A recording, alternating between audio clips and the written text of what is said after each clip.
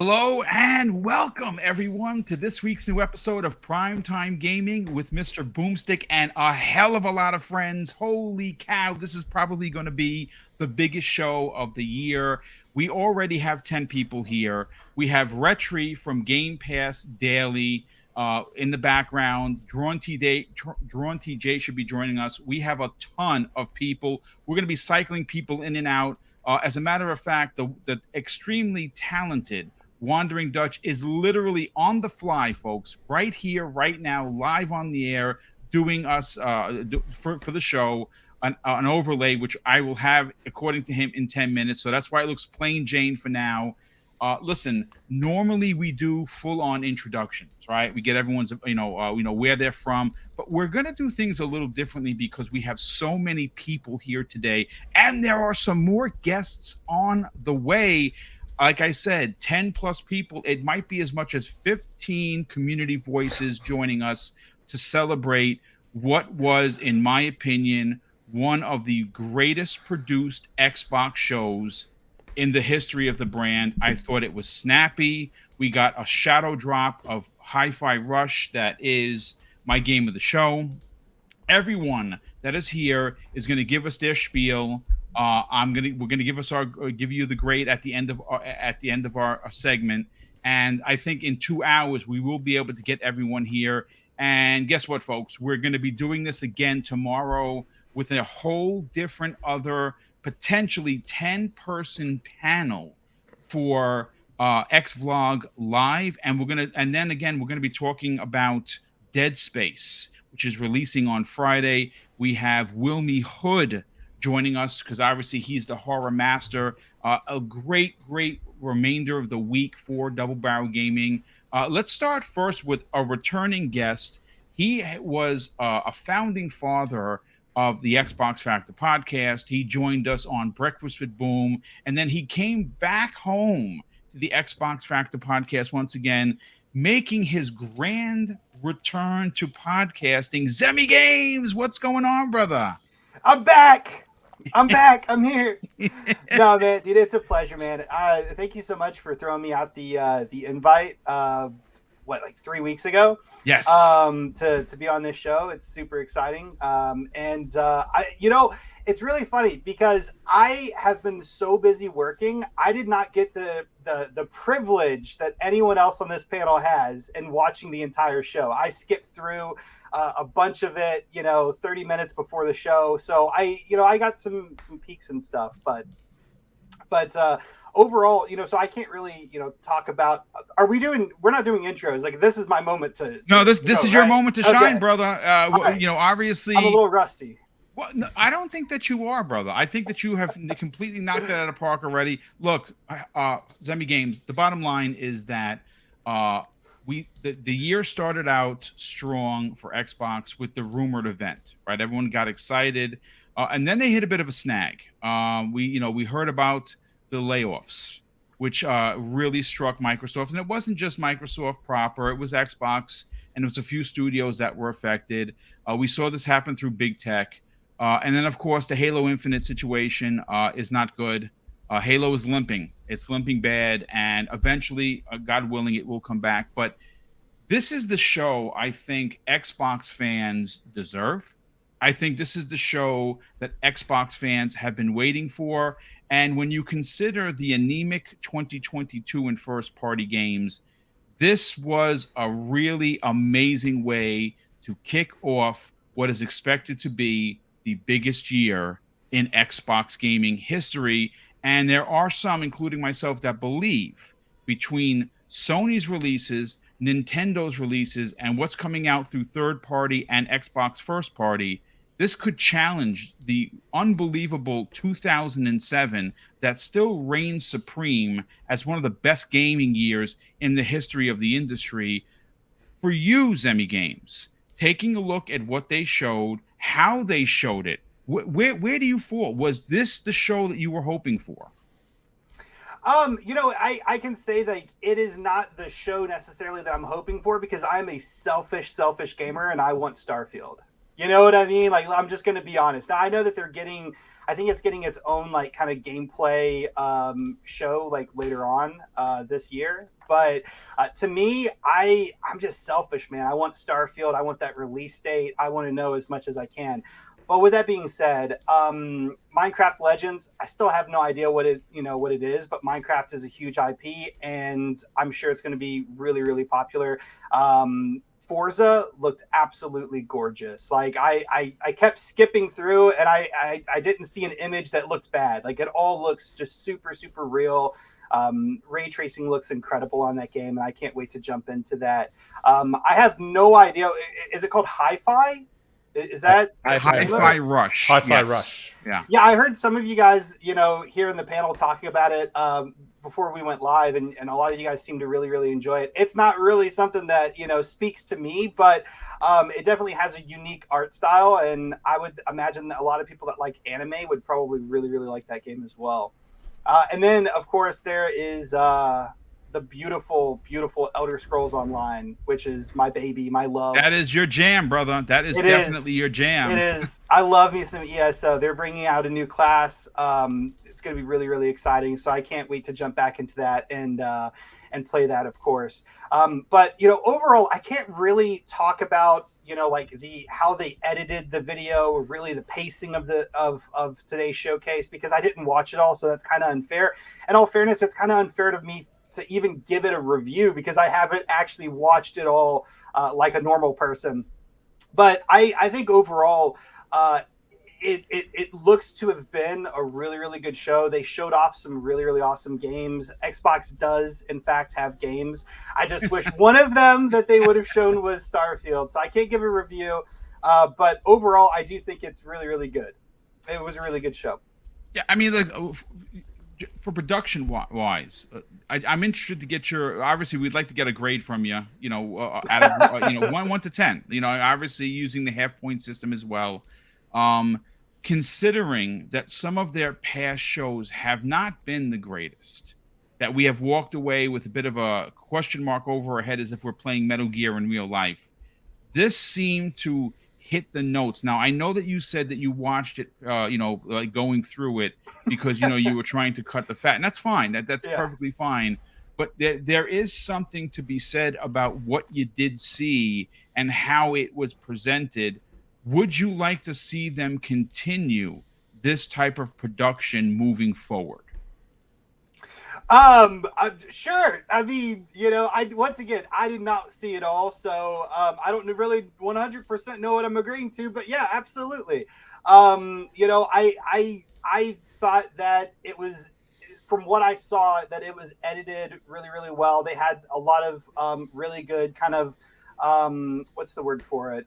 Like transitioning slides kind of thing, things happening. So yeah, it definitely, just from a visual standpoint of what I got from, it's just kind of clicking through, it definitely appeared that they spent more time in the editing room with this than what they had, like, let's just say, in a lot of the showcases that we saw in 2022. I mean, that's fair. I mean, like I said, I watched it from start to finish. I thought it was a solid 43 minutes. You made mention of Starfield. You're greedy. You wanted it to be there. I wanted it to be there, but at least we know that it is coming, and it will have a format very similar to this. I would imagine that it is going to be run by God Howard himself. Praise be his name. Yes. I mean, listen. Okay, so I don't want to put you on the spot here, but if you were to grade it, what would be your grade? If you forced me, I'd probably give it a 9. Okay, I'm going to knock off a whole point because of Starfield. Okay, that's fine. That's fair. That's fair. Yeah. Well, listen, Xemi, if you want to hang out, obviously you can hang out. We're gonna bring in Retri now. Thank you so much for being here. Dude, you got to let me know when you get a day off so we can bring you back to the Xbox Factor podcast, because we miss you there. You obviously are a big part of the show, and thanks so much for stopping by, brother. Yeah, no worries, man. I'm gonna go eat dinner. Yeah, go take care of business, brother. We'll talk to you soon. You guys. Later, Xemi. All right. Later, bro. Ciao. All right, Retri is back here. Thank you so much, Nick. I want to go to you first, because obviously, you're part of the Xbox era. You guys are doing some incredible work there. You guys have crossed over 15,000 subscribers on YouTube. The work that you do 16. 16. Pardon Just me, crossed it's 16. 16,000. I mean, listen, that is amazing, and it's well deserved. You guys have a great staff of people. Obviously, you have been made famous by being the leaker, if you will, of the community when it comes to stuff. Look, you have been very, very honest and earnest, I would even dare say, about how Microsoft has produced shows in the past. Let's get your hot 15-minute take on this, brother. This floor is yours. Was this what everyone has been asking for? I need to get something out of the way first. Sure. Hello, firstly, to everyone. But I need to ask you a question, Boom. What's Abe doing here? There are the Xbox era employee contract stipulates that when Nick is on a podcast, none of the other pleb employees may also be present to try and steal the spotlight away from me. Wait, Boom, just on the contract? Hey, Nick, why don't you try to take it out of my pay? So there's going to have to be some stern words after the show about why Abe has made an appearance here. I'm doing Xbox era a favor because if anybody ever knows, if anybody ever talked to an Australian before, first of all, has anybody ever seen like what's in Australia? You know, you ever see that Stephen King movie, The Mist? Like, yes. That's the kind of shit that's in the backyard. Like, no. and I think like growing up getting bit by things like that, it does kind of change. You know, it kind of leads you to weird opinions. Like GoldenEye is the remake, is the most anticipated game of the year. The greatest. So I had to come on here because number one, Boom, let me know where the spare key is to let myself in the back door anytime I like. So I'm here just to even out Nick a little bit and go, see, not everybody at Xbox era is crazy, but keep going, Nick. Okay. Wow. With that out of the way, I actually thought the show was really good. It was a good format. I like that they let the devs show everything the way they wanted to show it. I love that there was a shadow drop. It's been a long time since we got a good old-fashioned shadow drop. And I found it interesting. Like I already saw some sentiment. Like I already saw some sentiment online about why would you not give Tango Gameworks some hype and some marketing. And I'm just like, really? Like, I think this was the first sign that Microsoft is maybe just starting to get it now in terms of their games. Like, if they had given Hi-Fi Rush lead-in time, let's say they said Hi-Fi Rush comes out in March. Here it is. Here's Hi-Fi Rush comes out in March. You know what would have happened? We would have had 2 months of not AAA, cartoony graphics. I can't believe this is what they made Tango do. I can't believe this is what Xbox is doing. And it would have just been 2 months of people crapping all over it. Where they've shadow dropped it and no one's got time to give it any crap. And everyone's just loving it and how amazing it looks and how amazing it is. I thought it was perfect. And I thought it was the first sign that they're finally understanding maybe what they're doing. Yeah. I don't think no Forza date was a big deal. It'll come this year sometime. We've got plenty of games to play. Had no interest in Elder Scrolls, but that's fine. I understand why it was there and they wanted to show it. God, what else did we get? I've already forgotten. Oh, well, Redfall. I mean, Minecraft. Minecraft. Listen, Minecraft Legends is going to be a big deal. I had no interest in that game, and I'm going to be honest with you. The fact that they have worked in a single-player campaign that I can pick up and play, I'm like, I think I'm going to try this. And I'm not a Minecraft guy at all. Yeah.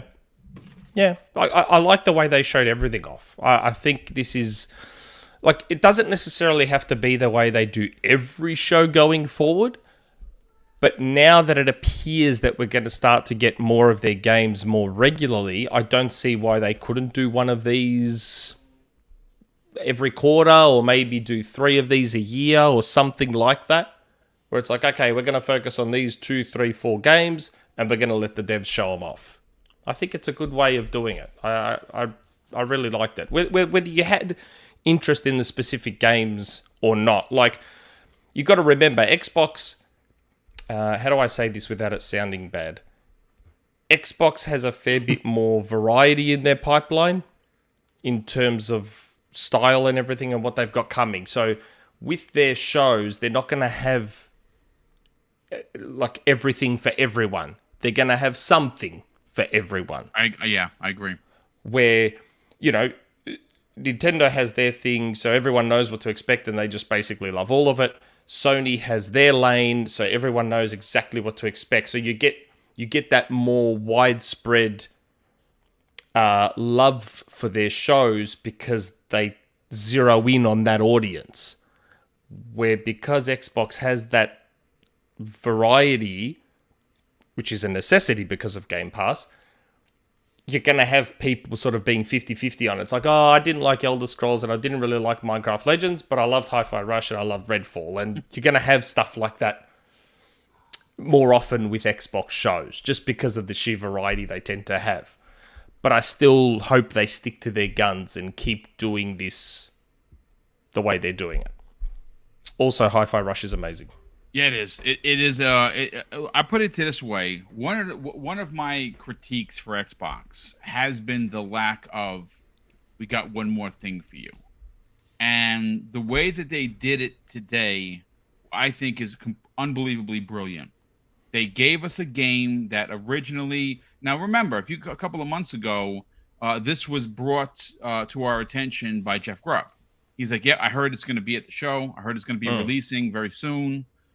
Here we are. Now, obviously, we had some talk right before the show that it wasn't going to be there, and I love how they did that. If you look how they did it when the show first started, they had in chalk 4 games, and they erased it and they put 5 games, and that immediately I was like, okay, that it's got to be. And then you look in the corner and it says Hi-Fi Rush. Yep. Now, I can tell you this right now: anyone, and I mean absolutely any human being gamer that has an affinity for Jet Set Radio or Sunset Overdrive are going to look and play at this. First of all, I'm only an hour in. The writing is brilliant. The graphics are to die for. Stunning. The full-on license soundtrack with 9 Inch Nails and Prodigy and Fallout Boy and everyone else that they have gotten for this game. Let me tell you something, folks. This is one of the first big games that you did not know you needed in your gaming life. I'm here to tell you that right now. Go download this game. It's $30 if you want to buy it for the regular edition. It's $40 for the digital deluxe edition. I'm not sure what that gives you. Or you can do what I did and download it on Game Pass. This is brilliant. Brilliant work. Just to add to that, they did a nice, cool thing where you can pay the $10 difference and get if you have Game Pass, you can get the upgraded version. Which is what I'm going to do as soon as we're done with the show. Yeah, I'm going to pay the $10. I didn't even know that. Discount $9, but yeah, you can just pay the $9 and get the upgrade. And that's absolutely So Special Nick, obviously you're going to hang out with us for a while, because I know that for Australia, it's the time zone is somewhat hard to keep up with us here. No, this is a good time. 11 o'clock a.m. is a good time today. Oh, okay, good, excellent. So then you don't have to rush away. I mean, listen, if you no pun intended. There you go. For you, the production seemed like they spent some money. Like they actually took the time to do what they have seen, because Sony's has become very, very, very humdrum, very expected. A voiceover, a few little like X's and O's, flopping around on the screen, and they move on. It has become very, very unimpressive. Nintendo's directs, they used to be something spectacular. They seem to have toned it down. this particular show, and I do want to give a shout out to everyone who's not here today because he's not feeling well. The whole family is sick. So of course we wish him and his family a quick recovery. He actually said, and I'm going to use his quote, folks. He says that this particular show puts everyone to shame, and I absolutely agree with him. But I want to get your take on it. If you were to grade the show and your opinion on the value of production that went into it, what would it be?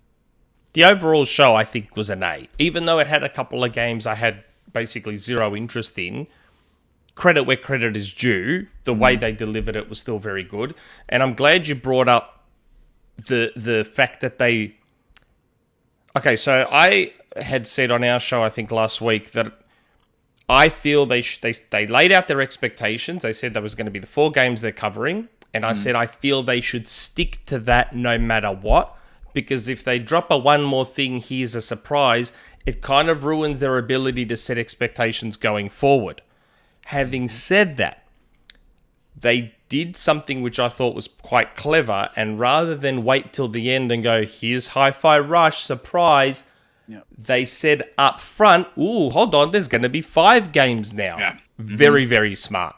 Very, very smart. So I'm very, very happy that they got around what I thought was an issue where they were going to sort of, once again, paint themselves into a corner where all of a sudden everyone's going to expect a surprise going forward. But now that they dropped that 5th game right at the start and said, oops, hey, guess what? It's now 5 games.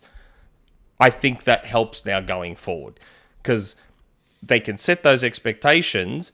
And if people don't see anything at the start, they go, okay, so they are going to go with whatever they said they're going to go with. So right. I'm glad they did it the way they did it. Again, overall, I thought they did it super, super well. Yeah, absolutely.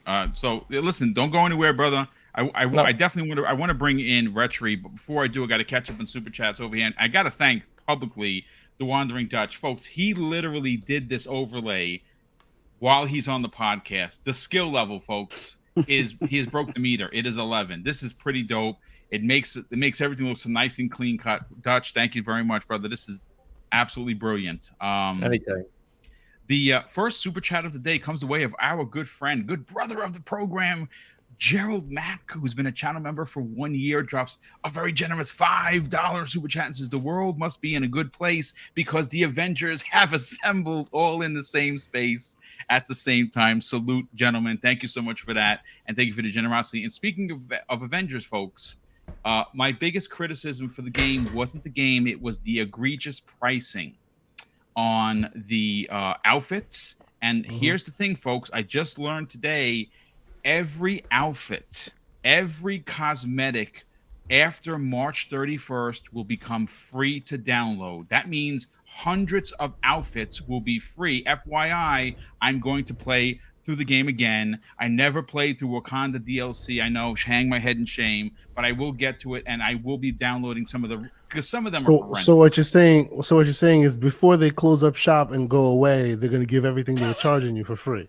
Yes. Interesting. Yes. Okay. Well, that really sucks for the people that bought it. Xbox. I know. It's like when Blockbuster closed, just throwing DVDs at people in the parking lot. They're like, just take it. I don't care if you didn't see the movie. Just take it. Oh my God! Take it. I don't care. Get it out of here. Absolutely. Real quick, we have Highlander 001, generous friend of the program, drops a $2 super chat and says, great panel. Cannot wait to hear your thoughts. Thank you for that. Tom from Toonami, who's been a channel member for 2 months, drops a very generous $5 super chat and says, anyone else notice the G coming in 2023 for Forza looked like a 6, not a G, just saying. Stop it. I've seen that already floating around. Just cut it out, man. Yeah, they didn't create their own font just to give you guys a talking point. Like, come on. I love it. Iman Burns has been a member for 1 year. Drops a very generous. Let's see here. Oh, well, first of all, thanks so much for being a channel member for that long, brother. He says the show was a C+. Redfall was good and Forza was sweet, but the rest were for him were meh. A hint of Starfield would have made it a B-, and thanks Zemi for the truth. I mean, listen, everyone's entitled to their opinion, brother, and I appreciate you being here. Thank you for the comment. But Kirby, but they laid out before the show, though. Yeah, that they weren't going to have Starfield there. Yeah. Right.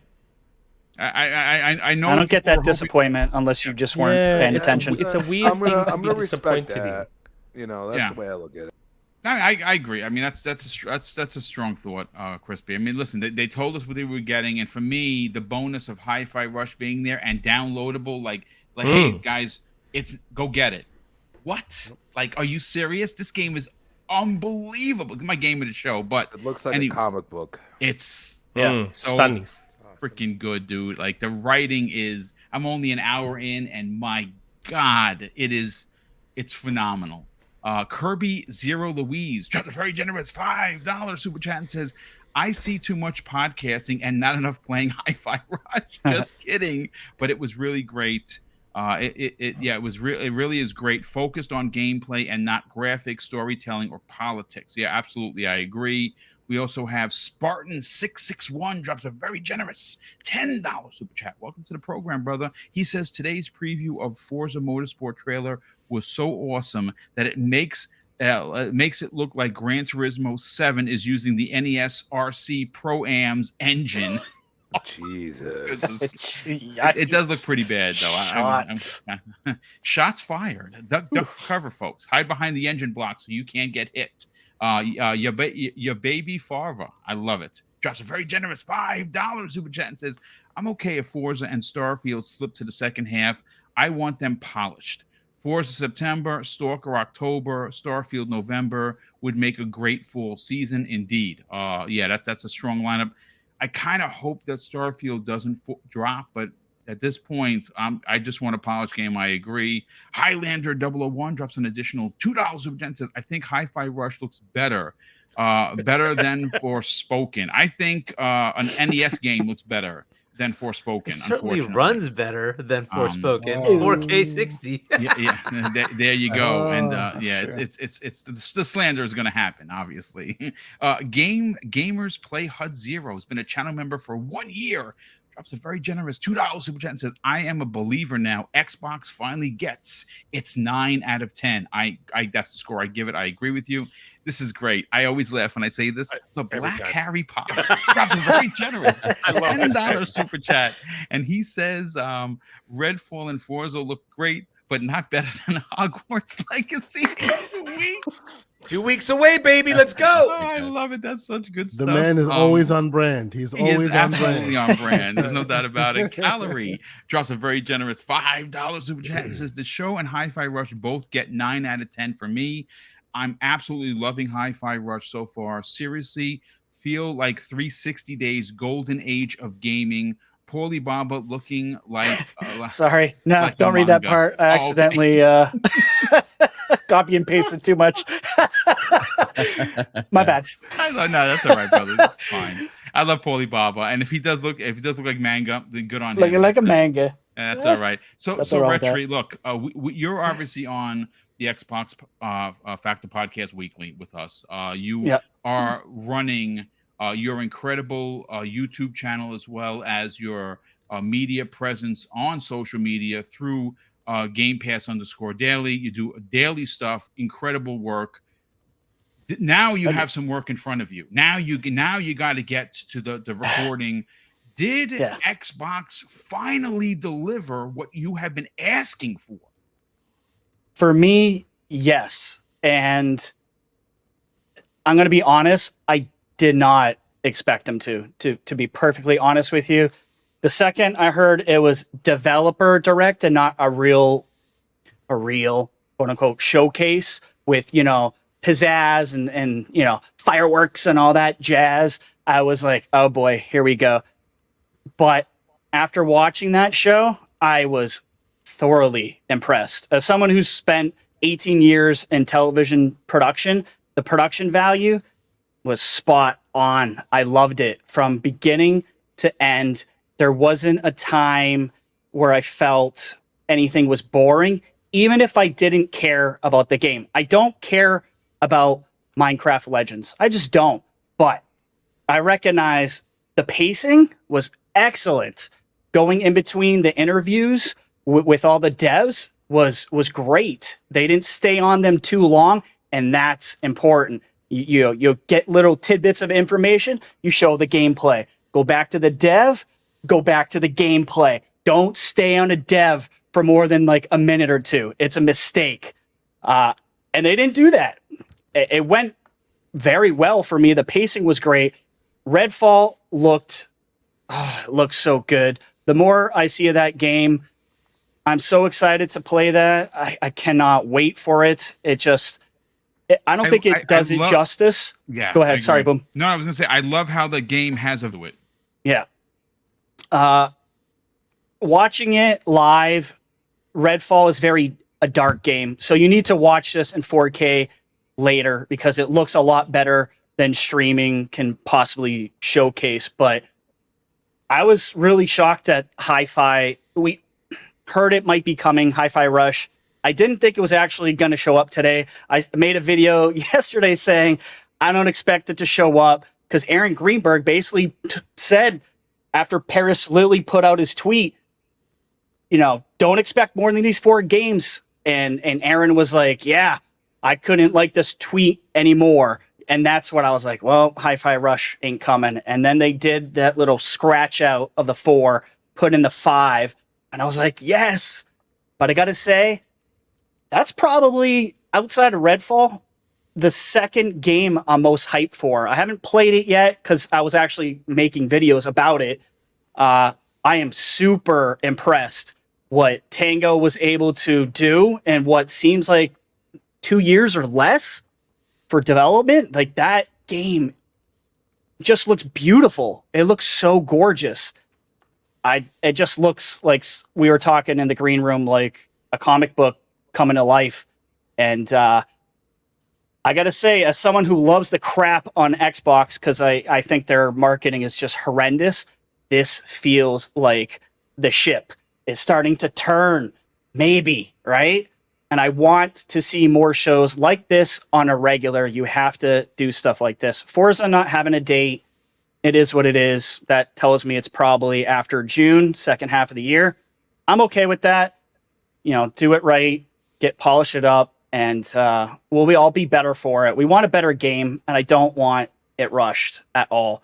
So, yeah, I'm going to give it a 9.5, an A. I'm going to give it an A. Strong. That's strong. Yeah, I agree. For me personally, I got a chance to watch it. I started to watch it a second time because I love watching, because I know that you as a podcaster, right? I knew that I had to show at 7. Believe it or not, folks, which is crazy. I'm doing this 5 years. I had butterflies before the show, like as if I was podcasting for the first time. Because when I have a panel this big, I'm always nervous that something's going to shit out. It just happens. That's just the luck I have. But for me personally, I didn't get a chance to give you my quick spiel, and I will before we bring in Keasante. I give it a 9.5 out of 10. I take off a half a point for the fact that we didn't get a release date for Forza. Right. I am not crushed over it. I am blown away by what they showed. I mean, that game looks unfreaking believable. And mind you, that is on a showcase being shown on YouTube. Wait until you get that game on your console, on your 4K TV. 120 hertz OLED, baby. I'm so ready for that. It is going to be pure madness. So again, for me, 9.5 out of 10. I have to keep saying it like everyone else. Please, for the love of Joe, go play Hi-Fi Rush. I am telling you, it is, it appeals to so many different genres. If you are an anime fan, you're gonna love it. If you like Sunset Overdrive, you're gonna love it. If you freaking like Jet Set Radio, which most of us have been clamoring for a new one, this is all of that and a bag of chips. That's all I can say. There's even a bit of like Beautiful Joe about it. It has just a bit of touch of Beautiful Joe. Yes, yes, and a lot of people don't even know what you're talking about. A Beautiful Joe is Capcom classic, and that is top tier GameCube, like top tier GameCube. If you are a GameCube fan, it's my second favorite console of all time, underneath the Dreamcast, because nothing beats the Dreamcast. Sorry, it's just, nothing. It is. How are you liking the music in it so far? Because I Loving it. absolutely loved Metal Hellsinger. Not everyone really liked that game. It spoke to me, so I'm curious on the music side. Like I saw 9 Inch Nails, I was like, ooh. So they what do you have the Prodigy is in there. I mean, which I also love. I love Prodigy. Mrs. Boom loves Prodigy. So I mean, it's the music is right up our alley for sure. She's a huge 9 Inch Nails fan. Fall Out Boy has in there. It has a song in there. Listen, give it a shot. Give it. I'll be playing it tonight, right after this. Yeah, I'm going to be recording footage. There's no doubt about it. Kay Asante, let's get you in on the conversation, brother. What do you have to say? Because we were talking in the green. Oh my God, ladies and gentlemen, we have Pong Soul joining us. We will get Pong in here momentarily. I may have sneaked them the link. I don't know. I love it, man. Who That's did great. that? Who knew that we were going to get the golden age of gaming himself here? So Pong, I know you're laughing because you can hear us. We'll get you in here momentarily. Kay Asante, come on, let's talk about it, because obviously there's been a lot of people, and we have been, part of that room crew, the slanderous crew, if you will. Microsoft has at times, deserved the righteous smoke. We have given it to them. Yeah, I don't see any of that smoke coming today, dude. I think it's all flowers. Oh no, I by and large agree. I think this was the perfect way to put a show together, and all of us throwing as much flowers as possible at them will hopefully give them the message that we want more of it, just like this. Yeah. Right. So I think it came off really well. I enjoyed by and large most of the offerings they had to show. I know most people see Minecraft Legends and they go, I'm not interested. Under normal circumstances, so would I. I would say the same thing. But upon second viewing, I was watching it on the tablet before coming to the show. My daughter happened to walk by, and that game is going to get far more play than almost anything else on this list for me, because my daughter saw that and her eyeballs lit up and went, "Can I get that on my tablet?" And I went, "No, you can't. It's not on an iPad. It's on the Xbox." So there we go. I'm definitely going to be playing that. So Forza, while I was happy to see it here, and I wanted more.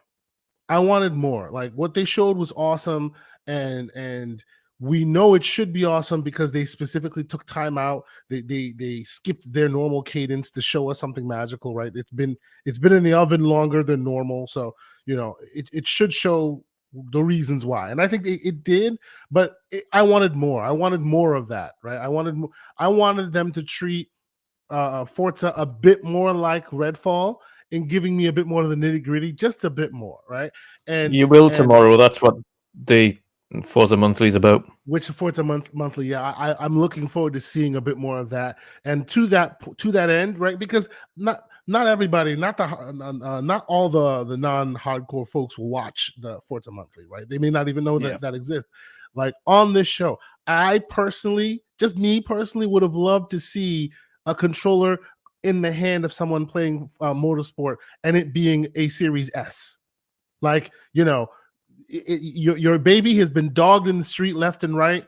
Show us why it shines, and you're uniquely qualified to do that. Don't even show me Series X footage, because I know that's amazing. Don't show me PC footage, because what you showed might have been PC footage.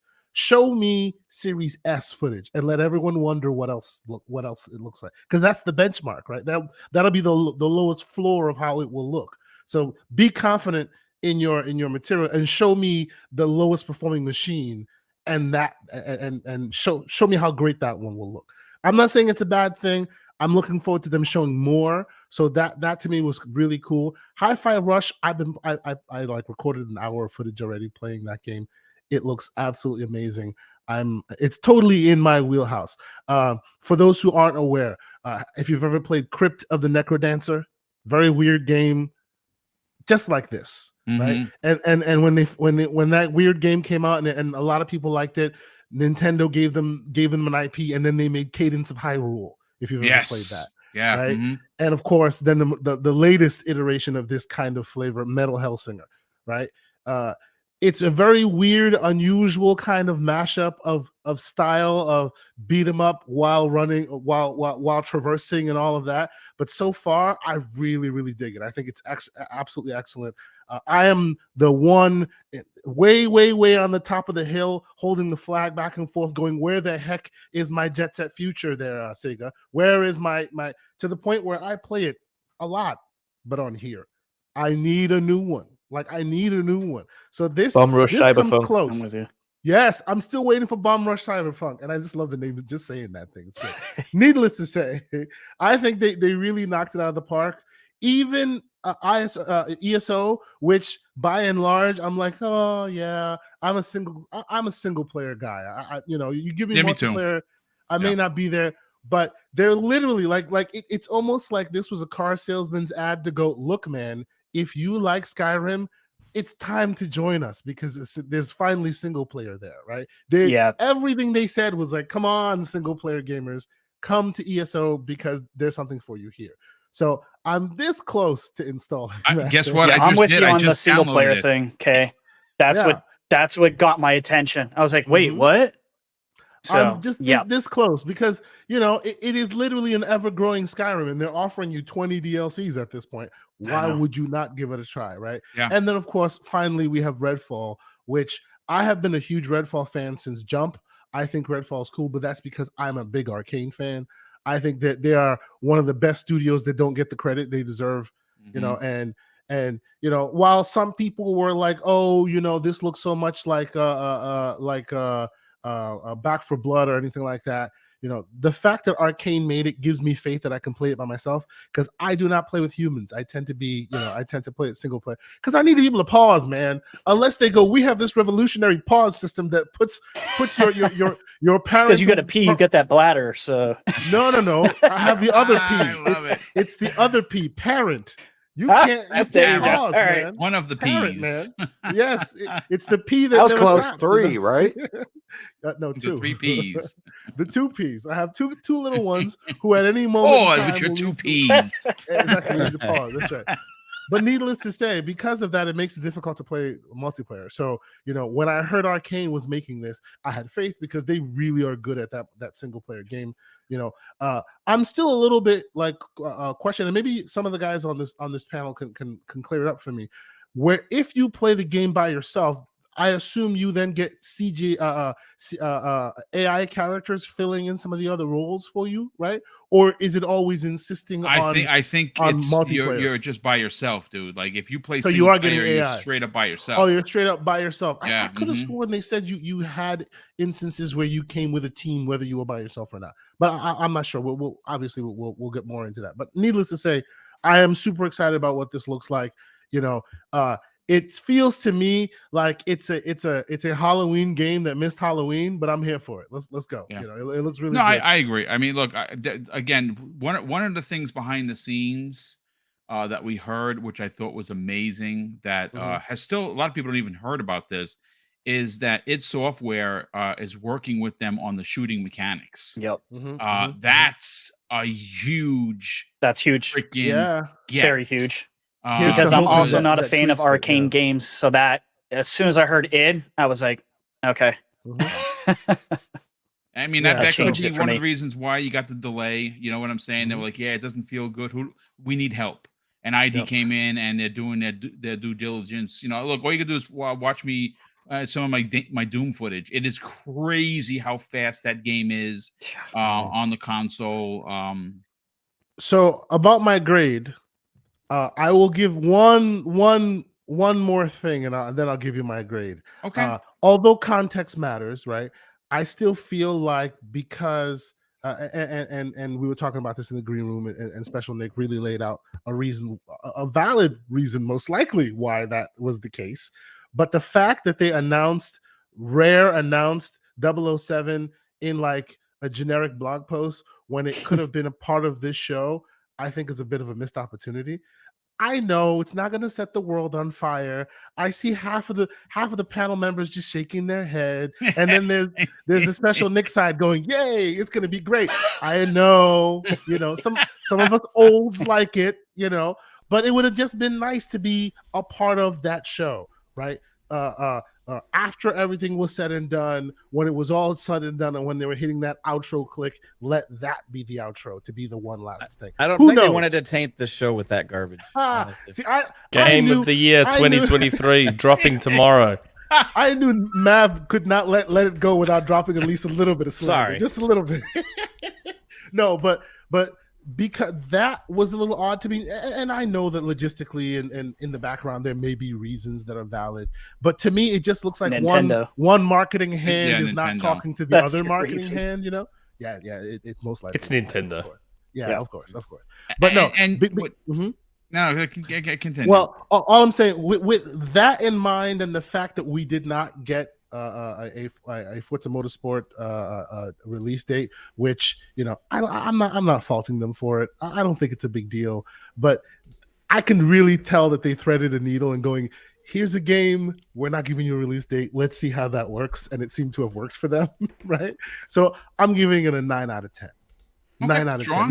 Now I will give it more and higher marks and further along. To me, it's not necessarily even the substance of this.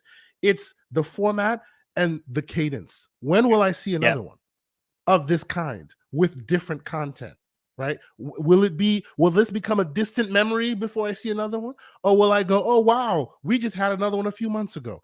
That's when I will start being happy. Right now, I enjoyed a lot of what I saw here. Some of it I may play, some of it I may not. I enjoyed the format and the way they delivered it. I want to see them deliver it like this more. Yeah, I agree. I absolutely agree. Maybe not on a Wednesday too. Maybe on the weekend, so more of us can watch it live. Can see it. Yeah. No, it was perfect. It was perfect. It dropped right in the middle of a podcast. Middle of his show. Midweek mix-up was right there, ready to Hey, hold on a second. Aussies get screwed in these shows all the time. Well, you're screwed no matter what. So we're not talking about you. We're talking about, us. They finally get a show at a time where Australians don't have to be up at 3 a.m. to watch it. I'm not complaining. Yeah, I mean, that's very true. But FYI, I was wondering, because I have heard of the mythical unicorn known as the GoldenEye remake. That has been out for years, right? That's been out for years. Folks, FYI, that is not what is dropping tomorrow. Insane. You are literally getting the N64 version with a slight little bit of a bump. Without multiplayer. And this has a lot to do with Nintendo. I think that's why you didn't see it at the show, but I think that ultimately personally, I agree with Keasante that one more thing could have been, GoldenEye, but I also disagree with him to say that if it was that one more thing and it looked as bad as it did, and it does look pretty bad, which I'm still going to play through it. I'm going to get my 1,000 achievements. Looks amazing. And you know what, Boom? Beautiful. You know what, Boom? Honestly, like you guys had to correct me on that, because when I saw the 007 tag and I saw it show up, I honestly was like, oh yeah, this is what we've been expecting for so long. So I didn't pay close attention. Then come to find out, because a quick background here, people. There is another version out there. Yes. For those who know where to find it, there is another version out there, and this version, for those who know where to download it, when you hit the select button, it switches between the N64 version, which is what you saw today on the show, and an Unreal Engine 5 remake version, which runs in parallel. 5? 5. I'm sorry, 3. Are you sure it's Unreal Engine though? Yeah, it was UE3. It was UE3. Yeah, was it? During the. I have a. I can tell you definitively that it was UE3. I have seen it, sir. Yeah, it is UE3. My own eyes. But needless to say, it is far better looking than this. And I initially thought that we were getting the fabled, leak that has finally properly. Nick, can you speak on that, brother? When could we see that the version he's talking about, not the N64 version, the remade version that was like the Perfect Dark remake? Yeah. As far as I'm aware, I think we're still supposed to be getting that one at some stage. Okay. They're going to up-res it. Unless Nintendo's going to be bastards about it and hold that one back. I don't know. Quote, unquote, up-res it. That's what they're going to do. They're going to Nintendo...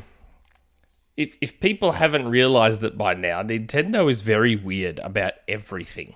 Yeah, they are. And There's there's a no clause rhyme in or it. reason for Yeah. why they do what they do. It's yeah. There's stories I've been told that I'm not allowed to share just about Nintendo and GoldenEye and how they act and how they feel about it, and yeah. As far as I'm aware, the good one should still come, but I also wouldn't be surprised if Nintendo's like, nah, I'm not going to let it happen. What if they Just do it not. just to see if this one garners any interest? Like use it as a litmus test going forward, and they're like, you know what? We got 100,000 downloads. It's not even worth moving forward with any more development of that one. No, it's done. The other one's been done for 3 there, years. though. Such a It's bad done. idea that these There companies is do, though. no development. Like, Yeah, here's there- some garbage. Let's see if you find it interesting, and we may give you some and better that's better the I'm garbage. not talking about the one coming out tomorrow. I'm talking Boom, about like another boom. one. I'm not talking about No, another here's one. the thing. Why are people like Mav and Abe on your show?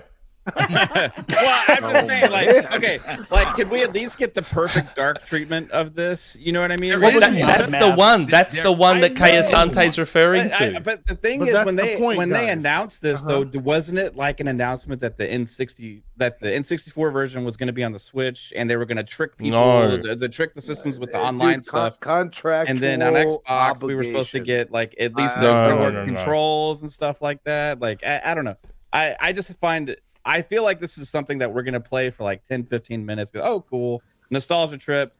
I can't Which play is it online. fine. I And feel like most of us are Every talking day. about this longer than we're Well, but playing. Every hold on. day. But that's exactly my point. Since this is a nostalgia play, which won't last that long, why not release Forever. the best version now Forever. and move forward? This Instead is of the game releasing- where we beat Well, our hold kids. on, hold That's on. what I'm getting at. That's Maybe they can instead make of- some money out of it. but here's the thing, though. It's that other version that we're sure they probably won't put any more dev time into.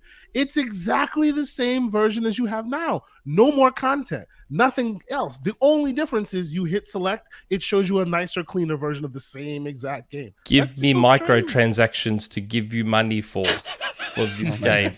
I'll fund it. You give me microtransactions and DLC for GoldenEye. I'll do it all. I'll do the heavy lifting. That's awesome. Listen, Well, I got to there you shout go. out the 600 people that are here checking Nice. out this show. Thank you so much. Wandering Dutch, I want to get your opinion on this, brother. Obviously, there is a Forza Motorsports event happening tomorrow. They're also going to be having a segment with the Japanese cars, which they talk about for Forza Horizon, which I believe will be getting some of the those types of those vehicles from Japan, which I'm stoked for. I actually hope that they do go to Japan at some point. Hopefully that's the next Horizon. They really have to go there. I think it would be brilliant.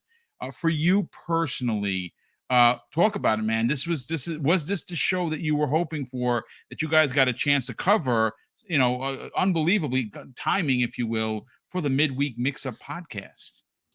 Yeah, so again, my check's obviously cleared with Phil for that spot. So thanks, Phil. But no, it was perfect timing. I'd love more of those where it's just perfectly in sync with that, and I don't have to set up an entirely different show every time. But no, again, we went into the show with the exact expectations that they set out, which was we're getting 4 games. They're the ones we're focusing on. There's nothing more. It's these 4 games, and they kind of drilled it and drilled it and drilled it, despite the blog post saying a little bit differently and stipulating we're going to see this and these 4 games. I was like, okay.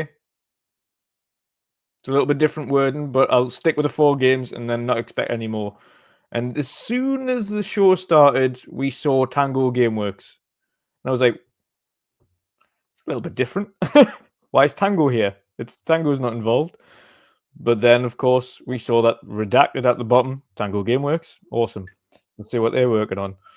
But all in all, the presentation, and I think everyone spoke on that already, not just the presentation, but every game kind of, regardless of whether or not you liked it. And I think we were all in the same boat as well regarding Minecraft Legends. We're like, I'm not convinced on it, but there was, again, one of the things we thought would be it could be awkward getting certain developers on to try and talk about it. There might be a little bit stage frighty. There might be things like that, but they all seemed pretty relaxed. They all seemed hyper enthusiastic about what they were talking about. The pitch for the game came across very well. So we're certainly, again, beauty of Game Pass is, even if we don't have too much interest in Minecraft Legends, we'll all no doubt try it to some degree, see if it clicks in a different way. But outside of that, Redfall for me looked phenomenal. Again, every time I see it, it looks better.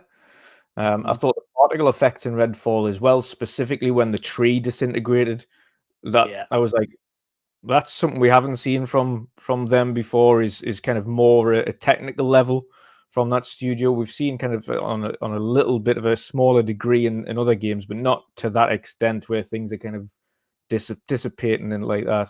So that looks phenomenal. I'm looking more, and again, it's something that you won't get, as Boom mentioned earlier, you won't get by watching a stream or by watching it on YouTube or listening with headphones on YouTube.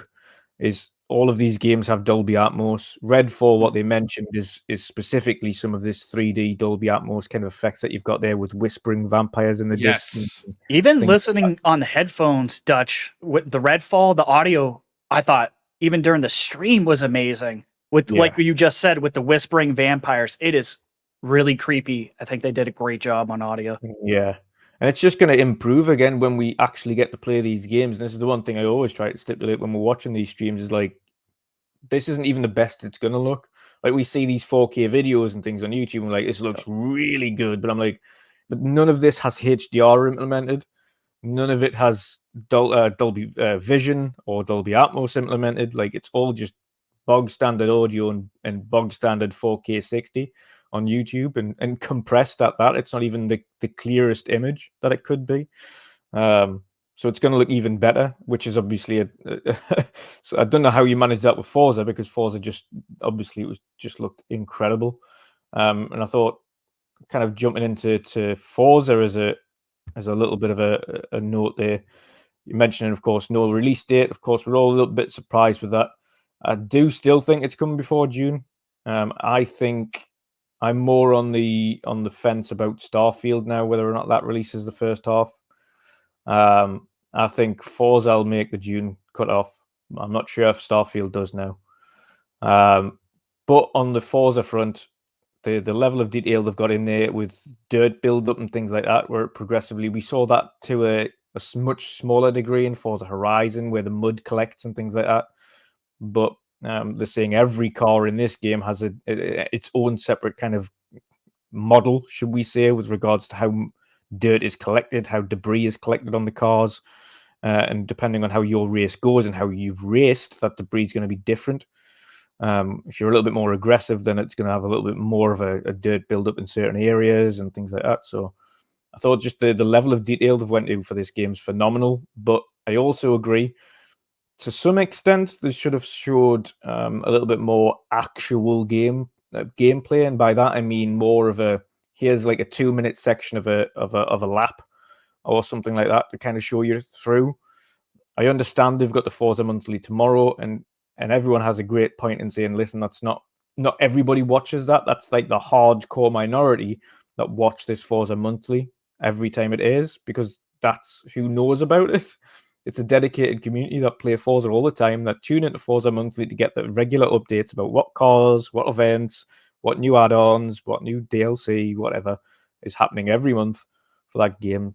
But thankfully, we know Forza Monthly tomorrow is going to have a more in-depth look at Forza Motorsport. So anybody who does want to have that kind of more in-depth look on Forza, definitely tune in tomorrow, because you will get it.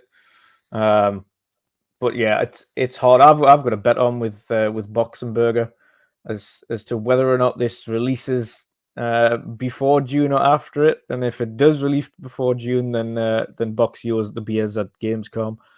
He says after that, then I get the beers in at Gamescom. So, I love it. So hopefully, so you still think it'll release before the second half of the year? Yeah. Awesome. Okay, cool. Yeah. Still believe have so. Faith, brother. The main reason I say this now, also the reason I think, and not just because Starfield might have a lot to show off, but the reason I think Starfield has its own separate show, because this developer direct was for games coming in the next few months. And it stipulated that in the article, the next few months, not the second half of the year. But Starfield getting its second show, I think, is a potential reason as to why that wasn't in that original developer direct. I think they could have added it in. They could have had it show by within it. I think they chose to go separately, personally, because it isn't making that June cut off Starfield. I think it's going to be after. Don't know whether or not it's going to be too far after. Could be like in August, September time. But yeah. Other than that, go on, Boom.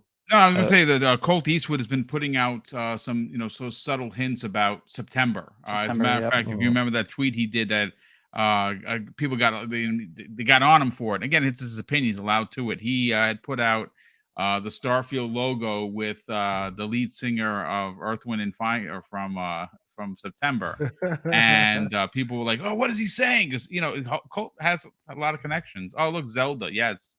I love it. I mean, look, I'm not going to lie and say that I'm not going to be disappointed if it falls, but if it does, and they have to do it because they don't want to release it with bugs, then it's just going to be what it's going to be.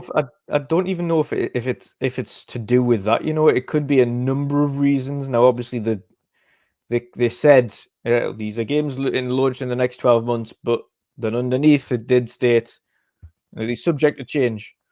And again, I've stipulated that since I've seen it. I said, listen, there is a blurb at the bottom there. It is their get out of jail free card. We did mention this is subject to change on this diagram. Now, obviously, Xbox are going to get the slander regardless from the Twitter folks. But hey, a game that big, if it needs that time, then it needs that time. But it could be a number of factors. It could be we want to get into a space in the year that is going to be free. We don't want anything kind of getting in the way, and that includes their own IP, and not necessarily competition. I think they don't want to overshadow Redfall. They don't want to overshadow Forza Motorsport. They don't want to overshadow any of the titles that they've got coming up. And I think putting Starfield in the same month as your Elder Scrolls is going to overshadow Elder Scrolls' new DLC. You put it in the same month as Redfall, you may as well wish goodbye to Redfall because most people are going to be jumping on Starfield. You do it in Forza month, exactly the same thing. They are entirely different games, but Starfield is the big one. Everybody wants to play Starfield. Yes, there's a hardcore group that want to play Forza as well, but it's just going to get overshadowed with the marketing. You've got to think of it from a marketing perspective as well. So it could be that front. How are we doing this marketing wise? It could be just give it a few more months for polishing, etc. But big plus for me at the show was obviously Hi-Fi Rush. As soon as I saw that, I thought, God, that looks good. And I love the art style. I love how fun it was. Metal Hellsinger was such a huge game for me last year. I absolutely loved it, mainly for the music, because I'm a huge metal fan, and of course, all the work that they did getting custom tracks with some massive metal artists for that game was a big surprise anyway. But then seeing this game come up, and then I seen the list of artists that they've got for this game, and I was like, Prodigy? Really? I was like, that is awesome. Okay, right, I'm digging that. And then I seen the art style, and then it looked like Sunset Overdrive mixed with Jet Set Radio. Yeah. And I was like, yeah, this looks cool. And then it never ages. No, it does not. It's an art style that never ages. Nope. Jet Set Radio from the OG Xbox right now looks phenomenal. Yeah, and it just pops. Did it justice. Absolutely pops. And then to find out, of course, afterwards, he was, and the good thing for me is that obviously the actual studio head was like, well, this isn't my game, this is your game. So obviously we've got another Tango game in the works. This is just one of their little games that we know of. And he's like, no, it's not my game, so you go ahead. And he's like, yeah, it's available tonight, so have fun. Yeah. And I was like, what? Like, okay. Fair enough. And I've jumped on it immediately. I've played through the first hour, beat the first boss, love it. And I can't wait to just continue playing it. So for me, overall, the show exceeded expectations. I would have given it higher than what I thought had Forza given its release date. But I thought overall, the presentation, the way that Xbox laid it out, which was setting expectations promptly and coarsely saying, listen, it is these 4 games. It is nothing more than these 4 games. Like, don't expect any more than that. When we started the show, it was 4, then they scratched it out, and there was the redacted, which was obviously the surprise we got there. But that isn't, like Nick said, that one more thing. If you do the one more thing at the end, then people always expect the one more thing. I agree. Yeah, I think. Whereas if you just do it at the start and you just go, oh, okay, it's 5. And you go, all right, okay, sweet. But if they continue to set it out, saying, no, it's 4, it's 4, it's 4, or whatever it is, 3 or 2, or even just the 1, depending on what kind of developer showcase it is, I think setting it out like that, being very direct, getting the developers to talk about their games in a very neat way as well. I like the way it was going kind of just, okay, that's that one done. There's your release date, and over to this studio. Nice little quick panning across on these awesome graphics, straight into the next one, no fluff. Okay, this is what we're working on. This is what the game looks like. Here's some gameplay footage. It was awesome, very well set up. So I give it. I'm doing school grades for this, but I'll give it an A. Nice. I would have given it an A+ if we got the Forza release date. Of course, the main premise of this show was to get finally these release dates. Unfortunately, it wasn't there, but I don't think that's a negative on Forza. I think this is such a huge game for them, and unlike a regular Forza where it's like pretty much bang on every 2 years, a Forza Horizon, a Forza Motorsport, Forza Horizon, Forza Motorsport. For a change, they've said, nope, we're going to wait, we're going to take our time, we're going to reboot it, we're going to work really hard on it, and when we're getting it out, it's going to be the game that you want it to be. So I'm not concerned by that. I think when we get it, which will be before June, it's going to look, well, before the end of June, to put asterisks on that, before the end, so it could even be the 31st. I think it's going to be phenomenal, put it that way. But yeah, an A for me, could have been an A+ with that release date, but ultimately very happy. Yeah, good stuff, man. Listen, I want to bring in Mag real quick because he's got to get out of here in a little bit anyway. Yes, sir. And Mag, FYI, Rand has already taken pictures of you. And you know what? I'll speak to Rand after the show. He still hasn't answered my question. I said, "Am I going to see at E3 this year?" And all I met with is silence. And you know what? I said, you know what? Fine. I'm going to play the jealousy card. So I'm going to hang out with because I'm going to be hanging out with Colt and Gaz on one of the days. I'm going to take plenty of pictures and be sending them to Rand every 10 minutes. I'd be like, oh, and we just ordered appetizers. Anyways, sorry. We got a lot of people. And you're going to hang out with me and Kay Sante, I would imagine, as well. I'm going to be with you guys pretty much the entire week. Yeah, that's right. Exactly. And of course, we actually may even do a Primetime Gaming live.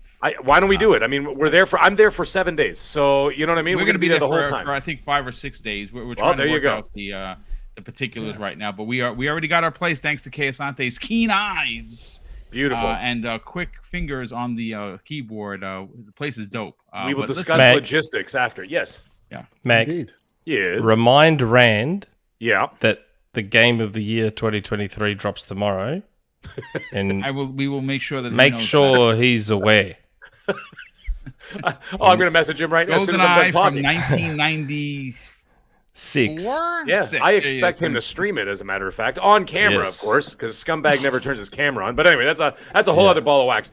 Anyhow, we got a lot of people here. Let me get my thoughts in, and I'll pass off the mic. And yes, I will be having to disappear early tonight because we got Snowmageddon going on over here. I got people from work. I just want you to know that me and Mrs. Boom are very jealous right now because we're in New York, and it's just pissing rain as we speak. Oh no, dude, we got my brother. Actually, my brother's stuck in New York right now because he's supposed to fly back to Toronto. All flights to Toronto have been canceled, so he's stuck in. He's staying in Manhattan overnight. But anyways, yeah. So let's get into the show. First of all, I got to tell you, I'm not going to lie to you guys. I wasn't expecting a whole lot in the show, okay? I wasn't expecting a whole lot. Someone else mentioned it actually earlier saying, you know what, as soon as it said developer direct, I was like, ugh. Bingo. Sorry, that was you. Yep, I got you. And I'm like, and as soon as I saw that, I was like, all right, I'll watch it. And I'm like, I got to do this show. I got to do the show tonight. I need to watch it anyway. I'm kind of interested, but developer direct, I didn't want to see guys sitting on a couch just talking and putting me to sleep, right? Like an ASMR video. Like, come on, right? Anyways, this thing comes on 2 minutes into this video. Holy mackerel. I'm just like, this is great. This has got pacing. It's got flow. They got rid of like some of the ridiculous jokes that they did in those other ones. Remember those Xbox whatever the one that? Yeah. I even forgot the name of them. They were so bad. The name of those shows. They were doing those little shows, those quarterly shows. Awful. And they had those stupid jokes. They never landed. They fell flat. This thing, it clipped it along at a great pace. It was good. I liked that it was snappy. And on top of it all, to me, there was a perfect balance of you got the information, you got just enough of a deep dive that it wasn't too much like spoilerific. It was just enough, because I'm one of those guys, I don't need to see the whole bloody game. Okay? You don't need to show me like 48 minutes of Hogwarts Legacy to sell me on the game, right? I don't watch those videos. They bother me. I'm like, don't show me 48 minutes of side quests. I want to discover things on my own. Give me the gist. Give me the idea. Give me the story. Give me like the gameplay loop that I'm going to play. That's all I need. That's all I need, right? And they did just enough of that with just enough information from the developers. So you got that nice balance of a fast-paced show, almost like a Nintendo Direct, and at the same time, and some of those Sony shows. And then at the same time, I got a little bit of the deep dive. But like I said, just enough to dip my toes into the water. Yep. Just to, you know what? I got all the information I need. Thank you. Move on to the next game or whatever they were talking about, right? Now, that's what I really like. Now, what I picture them doing is I think about 3 of these a year. Once every 4 months, that sounds about right to me. Because you're going to have to dance around E3, obviously, right? And you're going to want to save those big, the big reveals for E3. So you're going to put these, let's say, once every 4 months, and then maybe at the end of the year, if they're going to do another XO. Don't know. I mean, we've said it for a couple of years that they're going to bring it back. They haven't done it yet. So who the hell knows? And of course, let's not forget, they're going to drop trailers and stuff at the Game Awards, which of course, this year, not so much, but hey, it was a dry year. Anyways, the good things. Let's talk about the Minecraft. I'm not a Minecraft guy. My kids love it. I'm not into it, but it's promising. It looks interesting. I like how they got that PvP thing going on. You got the multiplayer thing. You're going to bring in a lot of people. It is cross-platform across the board. They were very clear at the very beginning saying that. So you're going to be able to play on PlayStation, on Xbox, on Nintendo, on PC.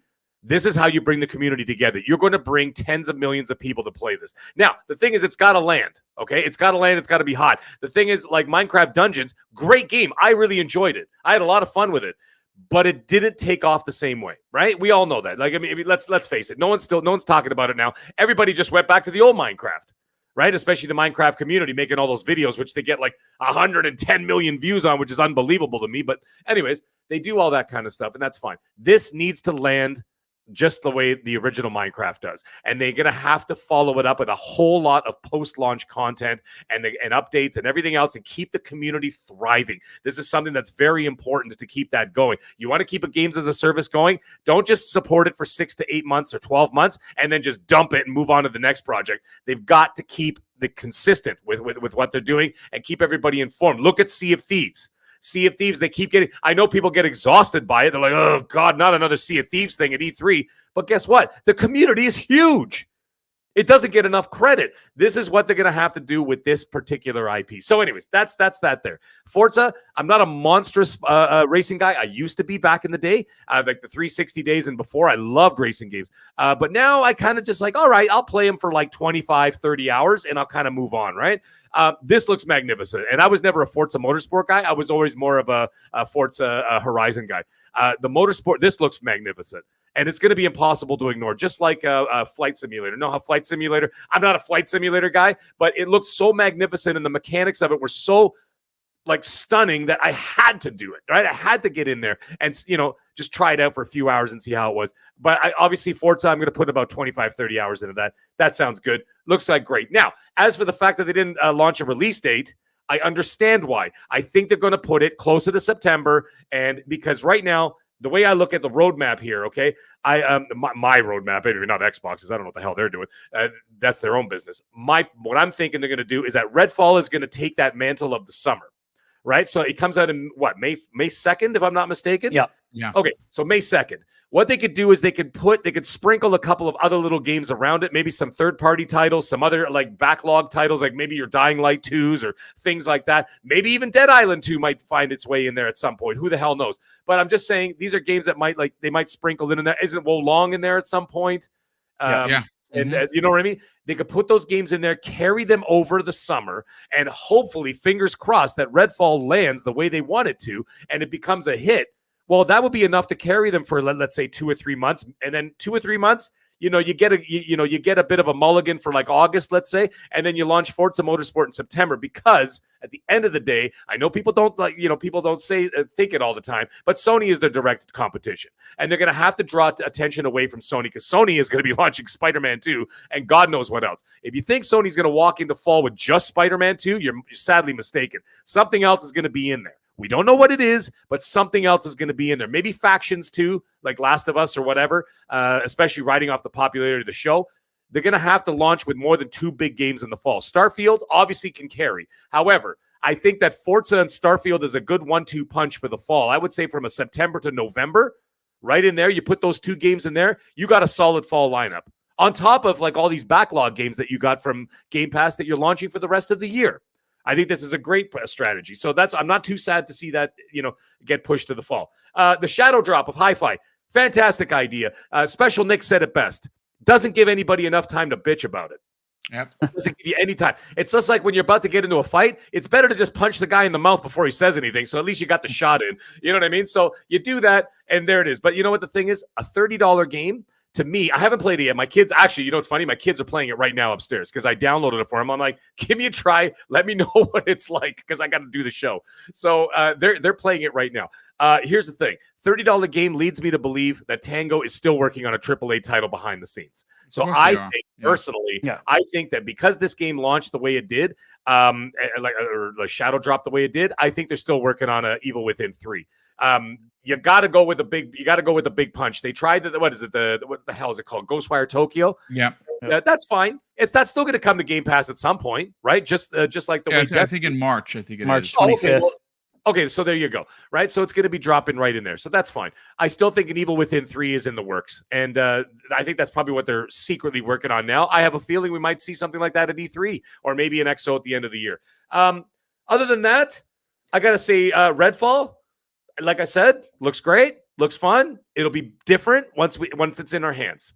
That's the key to all of this. Once it's in our hands, we're going to see exactly how this plays, how the connectivity works, how the teamwork works, so to speak, how the game actually, manifests itself. Like, for example, I was really excited. I'm not crap talking Redfall at all. So I don't want anybody to get all crazy on me. But I will say this: that other one, Back for Blood? Yeah. I played it with a couple of people in the community. It sucked. I hated it. And it looked magnificent. It showed really, really well. Okay, and I was excited for it. I'm like, this looks fantastic. It looks great. It looks basically like it's like a Left 4 Dead with a little bit of a twist to it, this and that. As soon as I got it in my hands, it was like, this is trash. We played it for an hour, and even other YouTubers and guys in the community were like, you know what, man, I'm done with this. And like, this is just not it. Redfall has to hit. Okay, so if Redfall hits, then we're golden. And that's pretty much it. I gotta say, oh, by the way, Dutch, the fact that you bet beer against a German, what a bad idea. Because if he wins, you're broke. Just so you know, okay? Because there's only 2 other people in the world that can handle beer better than Canadians, like myself. Irish. Well, I'm Italian Canadian, so that's a bad combination. But you know what? It's the Germans and the Irish. So I gotta tell you, it's a bet. I'm a Dutch Geordie with German heritage. Okay, well, so. You bet. It's going to be a challenge. He looks like a Viking. He's fine. A lot of he can probably drink all this under the table. Well, hey. We'll test that out in June. Anyways, all joking aside, I give this show a 9 out of 10. Okay. It was a shock to me, to be quite honest. I didn't think it was going to be as good as it was. It was as good as it was, and you know what? They got to keep that kind of that kind of the pacing and intensity up. You keep it light, you keep it happy, you keep it entertaining. This is what's going to bring people back, and at the same time, informative and give dates. Yes. You give the dates, you give people something to look forward to, and that's the key to all this. I thought it was a fantastic show. Great shadow drop. That was a nice surprise. Overall, 9 out of 10. Can't complain. And I, honest to God, even though Xbox has dropped the ball here and there, especially over the last year, I got to say this show makes me look forward to the next show. So I can't wait till they announce the next one. And I'm like, great. I can't wait to see what they're going to do next. Because you know what? We got Compulsion in the wings. We got all these other the teams in the wings doing stuff. Who knows what they're up to? So anyways, overall, I'll pass the mic. Great show. Pong, welcome to the show, brother. All right, brother. Well, thanks so much for being here, dude. I know what I'm going to do is I'm going to bring in a few other people, and we're going to try and get this show done on time. Thank you so much for hanging out. Let me bring Kay Asante back into the mix. Hold There you go. Hold on a sec. Where are you, Case? There you go. Drawn TJ, we will get to you, brother. Listen, Mav, I want to go to Mav next because he was podcasting earlier. He's probably exhausted. So we're going to get his hot 10, 15 minutes take, and then we're going to try and get everyone in here. Hargeet will be next after him, brother. Mav, you guys were streaming it live. You were watching it. The sentiment from a lot of people in the community seemed to be they were pleasantly surprised by the show because it was very on Xbox, if you will, in a good way. What are your grades, and more importantly, how did you feel the production value was? Production value was absolutely amazing. Like, I gotta say, they nailed it on the production value, because you think developer direct, this was going to go one of two ways. Something like this, which reminded me kind of like the old school, like behind the scenes dev videos we used to get all the time, but that we all used to love. And then we have the things like Halo does all the time now, where they just sit at a desk and they kind of like talk about stuff for like an hour and then show you a little bit. And it's like, and then they never live up to the expectations of what they actually say they're going to do anyway. Right.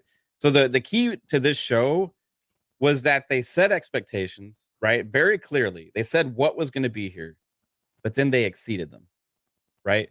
They didn't just meet the expectations, they exceeded the expectations of what was actually shown. Not only that, but they had the talking right with the devs, just straight to the point, getting the information out there of what was important. And then you had a bunch of eye candy with amazing gameplay all the way through, right? So it was extremely well paced. They dedicated the right amount of time to each game. And then you did have that extra one thing, right? Setting that up to exceed those expectations, to like get that extra hype with a shadow drop, right? It was something we always wondered at every show. Is there going to be a shadow drop? Just one more thing. Shadow drop, right? Mm-hmm. And they actually delivered something. And how the hell, as leaky as Xbox has been over the last several years, now I know this game has leaked, right? But nobody said that this was going to be a shadow drop today at this Dev Direct, right? So how the hell did they pull that off? That was absolutely amazing, right? So I got to go through the games real quick, right? Minecraft Legends looks actually like way bigger and better than I thought. I was really impressed with what they showed there. They showed all of the elements of building the bases out and then the co-op gameplay to make it seem like much more of a full-fledged strategy game that's extremely deep, right? So that has guys like me and Pong really excited to dive into this, because it was either going to be a RTS game, a strategy game that was like a light version, or it was going to be deeper. And it seems like this is going to be a really unique take on the genre. So it's something I'm really looking forward to. Then we had Elder Scrolls Online. They actually regained some interest there. They're doing the whole like 20 pieces of content for free for a limited time, which is a really cool idea to gain interest back into that. And then we had the two big stars of the show for me was Forza Motorsport and Redfall, right? Yeah. Forza Motorsport absolutely blew me away. I mean, and not only did it look amazing, but they confirmed a bar that has not been hit yet with most games this generation, especially the competition, hitting 4K 60 with ray tracing on track. They said that was a confirmation. A lot of questions were about that beforehand, but then the eye candy of actually showing the close-up images of the cars and then the actual on-track gameplay. If you weren't excited about Forza Motorsport, if you are a sim racing fan, like Motorsport's more my jam than Horizon is, right? This elevated it even far beyond. Plus, we got details about 500 plus cars and then 20 environments. Yep. And all of this information, right? And then now we know tomorrow we get to see even more, right? Yeah. So they set that up perfectly. I'm super pumped for to see what we're going to have tomorrow. I don't think we're going to get a date tomorrow. I don't think that's something they would have held off for a show yet tomorrow when they could have revealed that today. But I'll get into my date predictions here in a minute. Redfall, I didn't see anything to dissuade me or persuade me more than I was already in on it, right? Like I've already seen plenty of stuff about Redfall for a while now. They've shown gameplay. They told us about what this game is a lot. The Games Radar article they had recently was really good about giving us information. Here, they just showcased that and actually showed what's in this game to everybody. And leave it to Mag to try and keep alive the Left 4 Dead and Back 4 Blood comparisons. Shout out to Mag for that. I was sure that was finally going to be dead, but then Mag had to say Back 4 Blood and Left 4 Dead in the same sentence as Redfall. It is not any of those games whatsoever. This is an arcane game, and I feel like a lot of talk's been about the gunplay with this game. But for me, the thing that stands out, and the thing that stands out in most arcane games, is the environment, right? Yeah. It's an environment storytelling game, right? You're in there, you're immersed. You know, they're going to tell a story out over time. And then the thing that's different about this arcane game is you can do it with friends. And they explained how the content's going to be to where you can kind of go and do whatever you want, but then you have that main line you can kind of plow through as well. Yeah. So I think that game could actually be way bigger than and hit harder than a lot of people anticipate.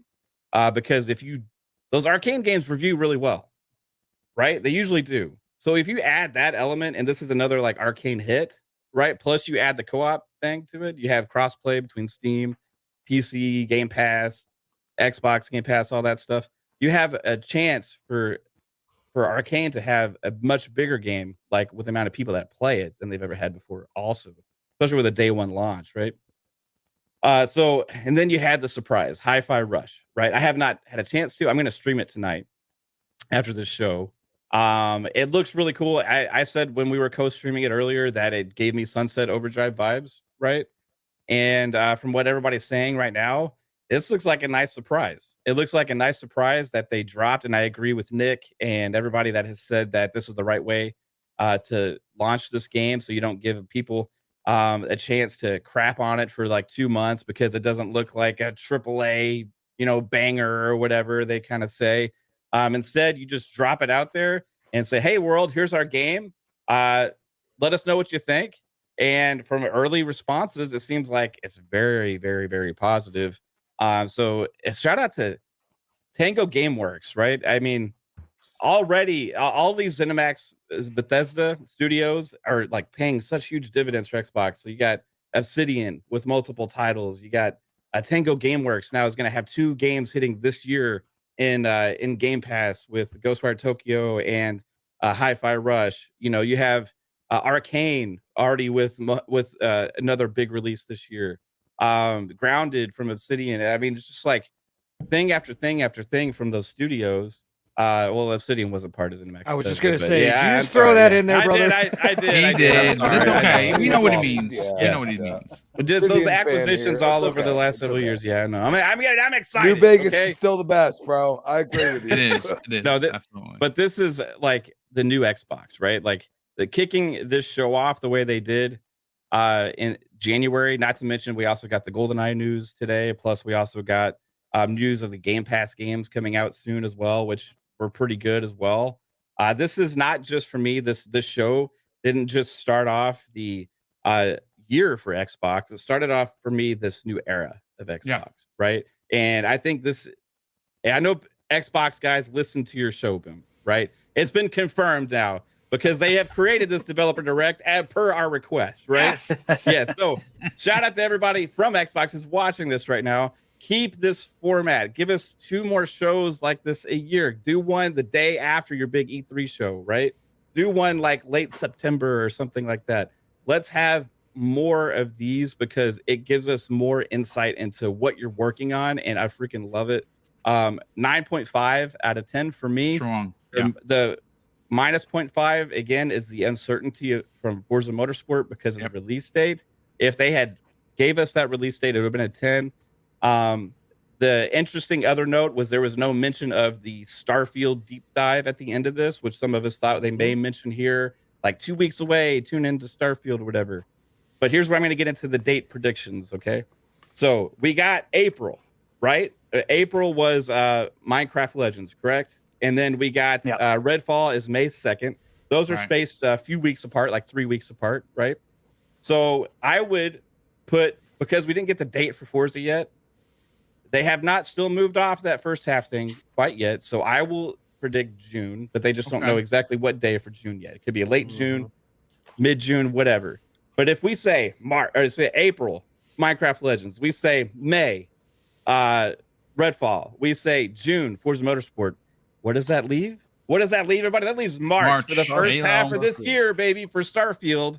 Yes. 3/23/23. I'm still keeping it alive. It's not February let's yet, go. I am people. cemented in this. I am not It's backing not- off until they it's miss the still date. January. I'm just saying. It is still January. They have not. This show did nothing to change my mind about that. Because if they had Starfield at this show, what would we all be talking about right now? We would be talking about Starfield. That's all we'd be talking about, right? It would be 30 minutes of Starfield and 5 minutes of everything else, right? Instead, we get to talk about all these glorious games that we just got. We got all this stuff now. Let's say like next week they say, hey guys, we also got this Starfield deep dive coming up in 2 weeks, right? They hit that, announce the March release date. You have over a whole month to give nothing but full-fledged marketing with that Super Bowl commercial, mind you, as well. And give us that March 23rd. Then you hit every 3 weeks or so. You have a big time release leading up to June. And then at E3, you have a clean slate. Oh, I got to keep that hope alive, boy, because you talk about hitting that E3 time in June. Then you have a clean slate to reveal the next 12 months of Xbox. Woo, let's go. This is a new era of Xbox. To actually have a game like Hi-Fi Rush in your back pocket. Beforehand with the old Xbox, they would have had to market this like a big time deal, right? Yeah. They wouldn't have had enough. They would have had to say, well, we got this big Hi-Fi Rush game coming. Everybody get excited about it. We'd be like, oh, this is great, whatever, you know. But now we know we got Starfield, we got Redfall, we got Forza, we got all these other games that they've announced. We got Avowed, we got Fable, Perfect Dark coming in 2029 or whatever the hell it's going to come out. I don't know. But we know these games are coming, right? But to have something in your back pocket like Hi-Fi Rush is just going to surprise people. That is what we're here for. And I want to see Game more Pass, of it. guess what? $30, you can buy it, or you can just subscribe to Game Pass and get to try it out. Dude, they nailed it today. They absolutely freaking nailed it. I'm sold on this format. Let's keep it going. Thank you, brother. I can't wait to see you. Where are you going to be streaming in a little bit? Tell everyone about that before you get on out of here, brother. Yeah, fun speculation. I'll be streaming Hi-Fi Rush tonight. I will have to put it on streamer mode, so you won't get to hear 9 Inch Nails or but the fact that they added that is whatever. Tremendous. Yeah. That's a big deal. So if you want to stream the game without getting hit with with strikes or some games tags, don't have it, man, and it's like. If you have licensed music, it's like a must, right? It is a must, 100%. Strong stuff. Mav, thank you so much for stopping by, brother. We will see you much later. Hopefully, we'll see you next week on the new episode of the Xbox Factor podcast, brother. Yeah, I'm hoping I'll be able to be here on Tuesday. Shout out to this amazing panel. Hey, I got to give a shout out real quick before I head out to you, Boom, because nobody brings the community together. Thank you. That's very kind of you. Thank you. It's we love it. We love doing it. We love you that you're a part of it, brother. Hugs and kisses to everybody at home. We'll see you later, bro. Peace out. All right, brother. Hargeet, listen, you have been you my friend have been hold on. There we go. Okay, so we brought Jordan TJ into it. We're gonna get to him in a second. He's got his new camera and mic. Hargeet, like myself, we have been hard on Microsoft for some of the way they did shows. A lot of the times they let us down.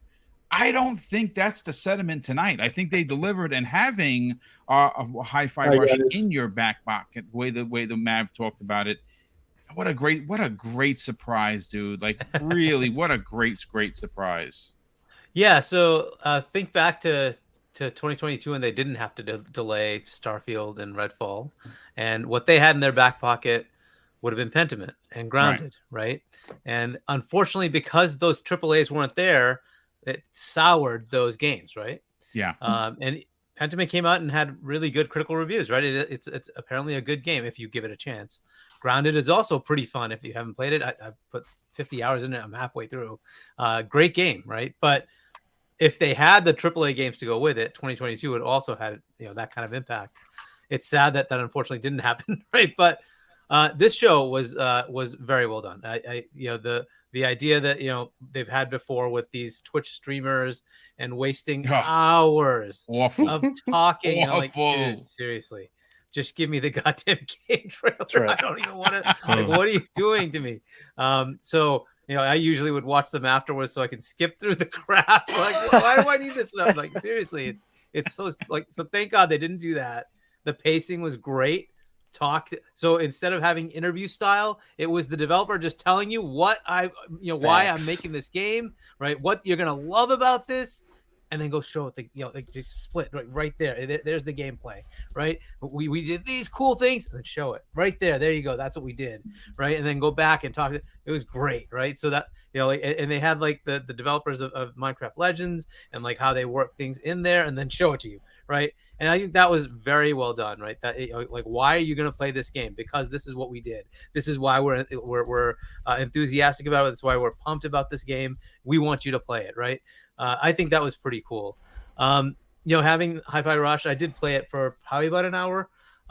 It seems like a pretty cool game. I played Metal Hellsinger, and one thing I didn't like about that, when I did go through like a couple of hours of it, is that you have to actually hit on the button, the button on the timing, whereas this one doesn't require that. You can just hit the button and it'll make that timing. Well, it doesn't right punish you, right? Yeah, That's what it sounded like. And then you can keep going from there, right? Then the beat keeps going from there, which it just from a gameplay perspective is so much easier, because normally you just want to go attack like whatever you're attacking, right? And then for me, that was, it just made it a lot more accessible. So that was pretty cool so far. The not having the release date for Forza, this is the part that's very interesting, right? So this was the thing that Matt Booty was telling me about, this, like, I don't know how I'm going to release these games. this is where they are, and it's a fair thing, right? So yeah, March, March is going to have Ghostwire, and it's going to have Wolong, and you could put something else there. I mean, already we have 3 first-party games this month with GoldenEye, with Hi-Fi Rush, and with Age of Empires 2, right, coming in on console, right? So we got 3 first-party games. Granted, it will also be on Switch for GoldenEye, but whatever. So that's a lot of games in just January to start the year, right? And then February, you get into why am I missing the Atomic Heart, right? And that is not an exclusive, however, day and date, right? And again, they could fit something in there, right? Especially when that whole VR thing kind of comes in later in the month. They could try to do something there, but Atomic Heart hits, I think, on the end. That's 21st, something like that. 21st. Yep. Yeah. So either earlier in the month you do something, right? So they could possibly fit something in. This is where they start to get into that issue now, right? So March, I don't know if I would put something in there if you already have 2 games, 2 AAA games coming in, right? March is stacked too. You got Star Wars, Resident Evil 4. Exactly. It's too much. And it just starts to become a problem. Like, what do you fit in? April, now we have Minecraft Legends. Maybe that doesn't resonate with a lot of people. Maybe that is a month that you can put in a Forza, right? Yeah. So that might be a good foil, right? Because they're very different games. So that might work there. February also has a very, very big game in Hogwarts, which whether it lands or not, it is selling like hotcakes, right? So, and now we know May is going to be Redfall. Granted, it's also Zelda, right? So that's another interesting month. Now this is where it becomes interesting with June. Diablo 4 potentially could be, by that time, a first-party game. Do you go into ABK and say, you know what, let's slow down the crunch, move that out to September or October, and we'll slot in either Forza or Starfield? The thing with March, I would love to see it come out in March for Starfield. I just don't think it's viable. And the reason I say that is I want them to go all out. I want them to create a Starfield console, a Starfield controller. I want a Starfield Collector's Edition. And you can't do that. It's just unless they've already got that all staged, you can't announce it that short a window and actually have the inventory go out, right? So I don't think it would be that. In a game like that, you usually have a 4-month lead-in on the release date to actual release, and that's a more likely thing. So if they have a February show, you're not going to see it like before June. Exactly. Right. So I'm right there with you. And right so June is like the perfect slot for it, right as a foil to Final Fantasy 16. It's coming as a PS5 exclusive JRPG, massive franchise. You've got your version of it, right? Western RPG, massive Bethesda, boom, right? So you can put that right there, right around that release time, right? Just have to move Diablo out of the way.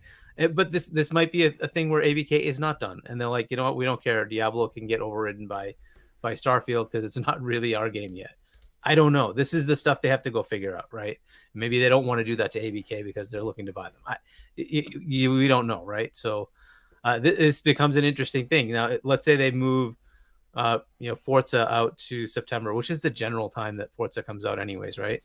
So that doesn't seem like that big of a deal to me. This is, it's just a slotting in now. They could have it finished, and they just don't have the ability to release it because of where it's going to fit on the calendar. Yeah. You put something out in July and August. Generally, you don't, unless it's a smaller game. Forza isn't really a smaller game. Could it land and deal with being during the summer? It could, but why do that? Why not put it in its normal release month? Usually September is when you get Forza, right? If you're gonna do July or August, just put it out, and so that kind of is where they are. And now if it's the same thing with Starfield, that look, the game's done, we just can't slot it in. We don't know where to put it, and because of that, it's got to come out later. You know what? I'm okay with that because that makes sense to me. And if they just come out and tell us, look, we just didn't want to override all these other games. We've got too much in the pipeline, right? And it's done, but we're going to put it out here, just because that's the way it is right now. We still haven't figured out Lies of P. We don't know when that's coming either, right? So, and that's one of those day and date Game Pass games, right? And I think there's several others. There's Replaced and all these other games that are coming. Flintlock. So much. Yes, Arc 2, right? And then that's coming, right? So, anyways, did somebody ask something? Yeah, I did. Yeah. 2023 is ridiculous, and you are the king of the codes. Can you please buy me Dead Space? I already asked Tom Henderson. I already tried to convince Tom Henderson to buy me Dead Space, and he literally told me to get effed. Oh wow, that is hilarious. I have the DM. He told me to like. He actually said to me, he goes, "Look, if you're desperate, I'll get you Dead Space." I said, "Look, I'm not desperate, but I'm being cheap and I'm trying to scab it off you." And he goes, "Go get effed." Hargy, if you do that, I'm kicking you from the Discord. You're the king of the codes. You get everyone codes. 2023 is ridiculous. Can you get me Dead Space, please? I want to apologize on behalf of the rest of the Xbox. That is why I was here. Come on, Hargeet, please. We're friends. Yeah, well, the codes are for the community, not for the podcasters. I'm part of the community. Thank you. It's for the listeners, dude. Oh my god, I love it. It's like Santa. It's like, sorry, brother. It's like the ho ho ho moment from Ralphie. Oh, push him right down the Listen, wait a minute. 1 minute Nick is raising his hand and telling Nintendo that he will be their whale, and the next minute he's begging for codes. There's something wrong. That's why my money's like compartmentalized. So the whale eats small little entities in the ocean. That's what the whale Nick, does. I gotta say, I've never seen anybody volunteer to be a whale. You are the first, sir. That is awesome. I have my Fortnite money that's there for all the Fortnite skins. And then I have like the money I got for Christmas, which I used to get that PlayStation Edge controller, but there's not much left for games. So I need help. You mean to tell me you bought a PlayStation this is going to be a Game Pass Edge controller instead of buying a game you want? Yes, that's right. Unbelievable. But anyhow, as far as my rating, I would give it a 9. I really liked the format. Thank God there was no Twitch streamer. They didn't have anybody. It was nobody hosting. It was perfect. Just show me like actual stuff. Great. Just show like little clips from the developers. Actual gameplay. Fantastic. Right? Short, concise. Each game got its time. And I think most of those games look compelling. But look, I play everything, right? So I will install all those games and try them. And so I actually got some Halo Wars vibes with Minecraft Legends. So I'm like, that sounds pretty cool. It did give off those RTS vibes for sure. Hey, if they don't go crazy with it, that's one of the things I don't like about RTS is they can go very crazy into all the systems, and then you have to dude, Halo Wars is nice and simple, and it makes it fun to just play. And if they could keep it like that, right, that could be a fun game. So, but yeah, so I like the show. I like the games. Shadow Drop, man, like this is so good. They actually get a Shadow Drop, right? Yeah. Boom, here it is. right? And you just get the game today. I love it. Hopefully they do that in E3. Like they hopefully have another one in their back pocket, and maybe right Compulsion's today, game. go play it, right? Yeah. It'd be awesome. But yeah, so I give it a good 9. Nice. And I think this is going to be a problem going forward with the release dates because of too many games, right? Yeah. But they're probably talking to those other games that, like the third party ones, and they don't know, like they're fluid as to which month they're going to try to release in. And they're like, well, we don't want to override them, right? So we have to figure out what's going to work. And this is the part of the deal they have. They had so many games moved from last year to this year that it's going to be fun for them to try to figure this out. So there might be some, push into the fall. And if that happens, it happens. I still hope they have other games that they were planning to release this year that come out in the fall. But we'll see, right? So that's kind of where that is. As far as doing this format again, they need to add third parties too. I think they should add some of the third party games to the same kind of thing. Having the same thing with Atomic Heart, for instance, would be kind of cool, right? So just to get people involved into what's going on. Maybe this would have been a format for Liza P. Here's the release date, and here's the developer direct with them. That'd right? be cool. Just to go over what's going to happen, going to happen with that game, right? I think this is a cool format, and hopefully they do it more often and involve third parties as well as their first parties. So yeah, I liked it. Very, very cool. Nice. Crispy Bomb, let's get you in on the opinion, brother. You had a chance to take a look at it. You like myself have been very vocal about how they do things. Did they deliver today? They did deliver, Boom.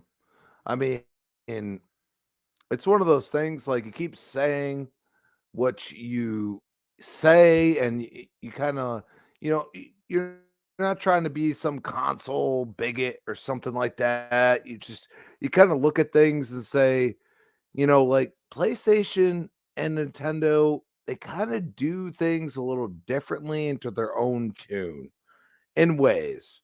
And you look at, like, some of the Nintendo Directs and some of the state of plays, and you look at them and you say, man, could Xbox do this correctly?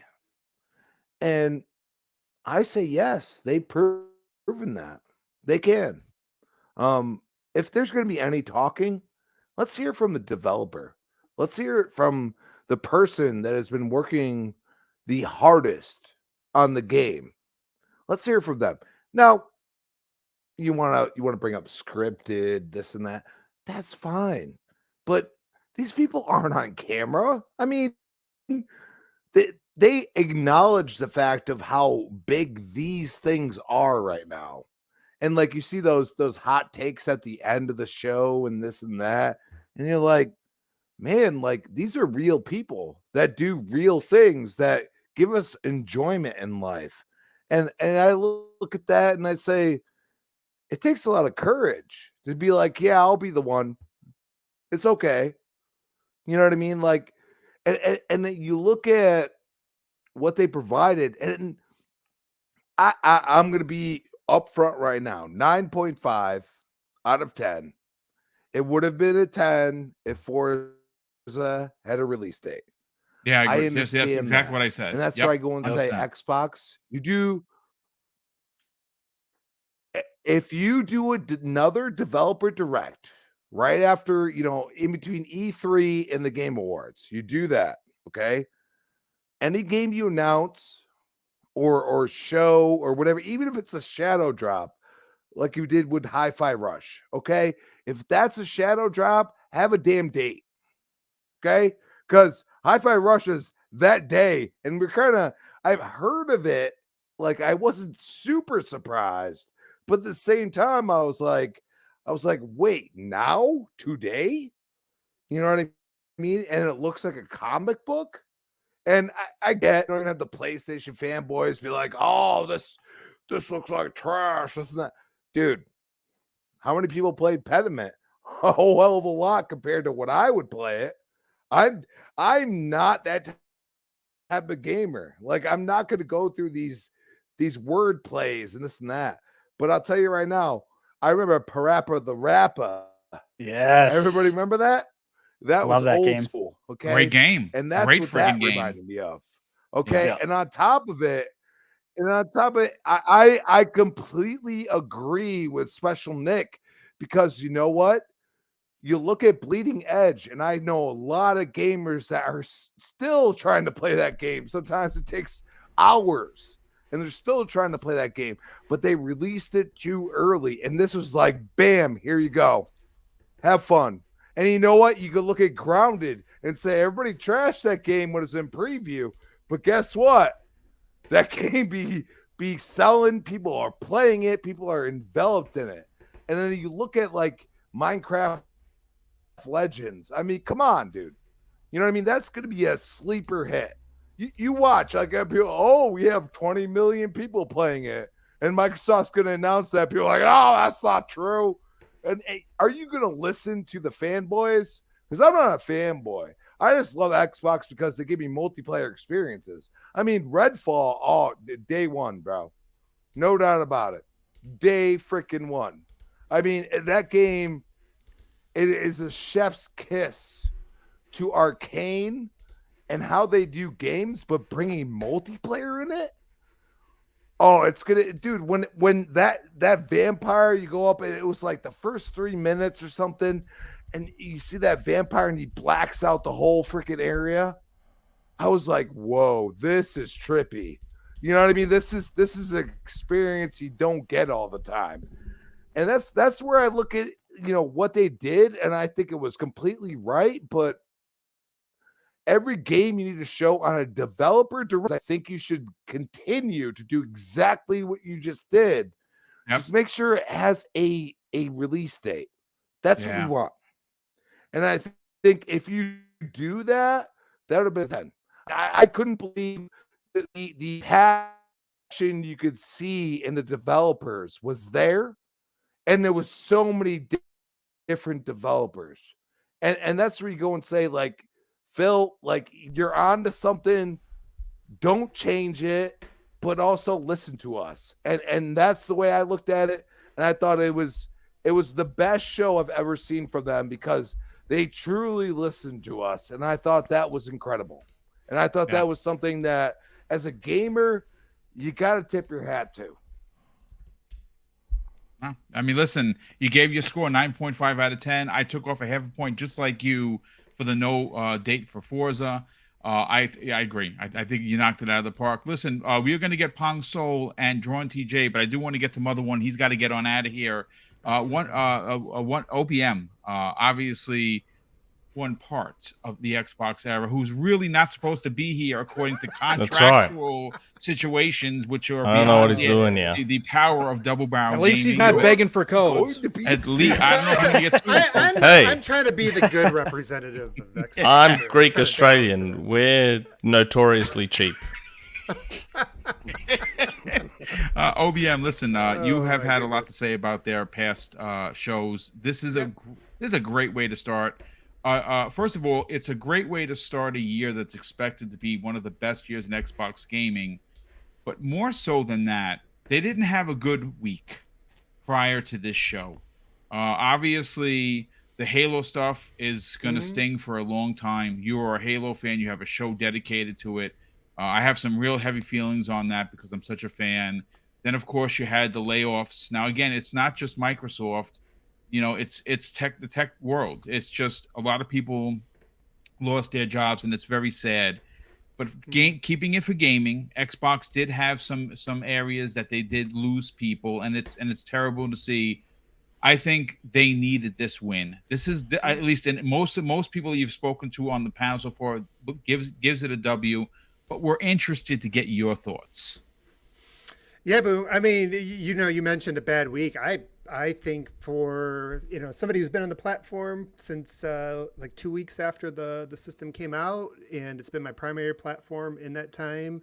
I think the last 12 months have been kind of actually ever since the ABK announcement, it seems like it's been a lot more drama than the good stuff, right? And a lot of speculation over, what's going on at this studio and when's these games coming out and things like that. And, we came off the Keeleys where, there wasn't anything. That was kind of like the cherry on top of 2022 in a bad way. But, and I think everybody here remembers how we were all, quote unquote, slapped in the face at that time. But like right after the show, we started hearing about the fact that Microsoft was planning something, coming up early in the year. And I kind of step back and go, oh, okay, I think I get what's going on. They decided to write off 2022. Like, this is the end of that era. And Mav kind of stole some of my thunder because, how refreshing was this?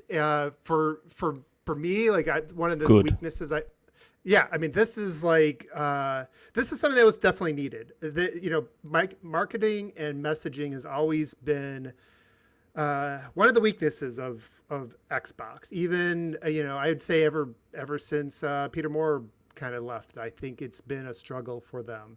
And I think what they did here is they decided last year they could have put Hi-Fi Rush into the Game Awards, and they didn't. They decided, what, we're gonna move everything to next year. This is gonna be a new era. They brought in people from Netflix. This is a new marketing team. And that was one of the things, like I was even, talking about that in our Discord, like at the end of last year. I was like, well, maybe let's just see what happens, because it really is a brand new era of everything. I think this is kind of like that tipping point of like, all right, all the sort of residue and residual issues that came from not investing, from the old Xbox and everything like that. That kind of was like, that was the tail end of it. And this year is we're going to start this off. Basically this is the new era. And it's felt like over the last couple years, since the end of 2021, that, the Xbox platform has been kind of constipated. It keeps adding games into the just wait list. And today I feel like with some release dates, a shadow drop, maybe Xbox finally took some prune juice and you can see some relief coming. So, and right after... This is why you don't have Abe on the show. He starts talking about constipation. He starts talking about prune juice. What? I mean, you know what? It's getting personal with the audience. And if we start putting the list to get together of the crazy S that Nick says, it would be longer, so it's all good. And actually, it's interesting too, because like right after this, one of the things that I got to go do is finish our Xbox Arrow's top 15 list, which is due for me. We're a little past due. I'm going to try to get that in before the end of the year. Actually, then this weekend. But, I'm looking at that list. Like, we all voted on it, 15 of us, and it's like 2/3 of these games are on Game Pass, and it's got like these big hitters and stuff. So, again, like, I just look at today as sort of like the first step, right? Like, this is the tipping point. We're going to kind of move forward off this. And I will echo some of the things people were talking about when it comes to a game like Hi-Fi Rush, and what people said about previous games that came up there, like Grounded. When Grounded was shown, it was blasted, and the reason is because people didn't see the main course for Xbox at the time, and it's just like when you go to a restaurant and if you don't get a good steak dinner, if you don't get a good main course dinner, the appetizers and the desserts, they could be great, but you're not going to go back there probably, right? And I think that was like the thing that like as Xbox fans, a lot of people felt. It's like, where's the main course? Where's the main course?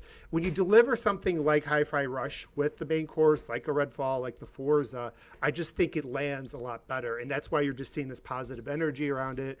And for me, like this, seeing something like that was extremely refreshing, and it also represents like this next era. I mean, we're so used to the old Xbox being the shooter box and things, and today here you go. It's like you got a nice mix. You do have a shooter, you do have a racing game, but you also have family friendly. You have a vibrant Japanese like Sega, like it's something that just represents old school Sega, and it's somebody who's like on the OG Xbox. That was Sega. Yeah, Sega. But I mean, everything they did today. Yeah, that hopefully they're next. Right? Normally, when you say Sega, we get a visit from the man Everborn. himself. Unfortunately, he's sick, so yeah. Oh man, Everborn, yeah. Everyone pops up.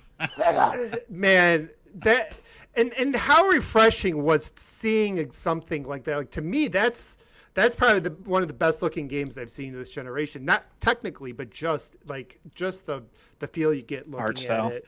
Yeah, the art style and everything. It gives you those old school Dreamcast, early OG Xbox day vibes, and it's something that's been needed on the platform. So, and last thing I'll just say, about the format and everything, I think it was a perfect amount of talking and showing. I think you need. I wouldn't even scale back any of the talking. I think you need that context. A studio like Arcane, that's made great games in terms of how they've been critically received, never been able to sell them commercially, because you go to E3 and do a 2-minute trailer and just they kept showing Deathloop over and over with the action scenes. That's never why you're going to love an Arcane game, is because of the action. It's because of the sandbox and the way you're going to approach these situations differently, and the world building and how the environments tell a story. And I think giving them this amount of time allows a developer like that to show their game take the time to do it in the right way, and they paced it well.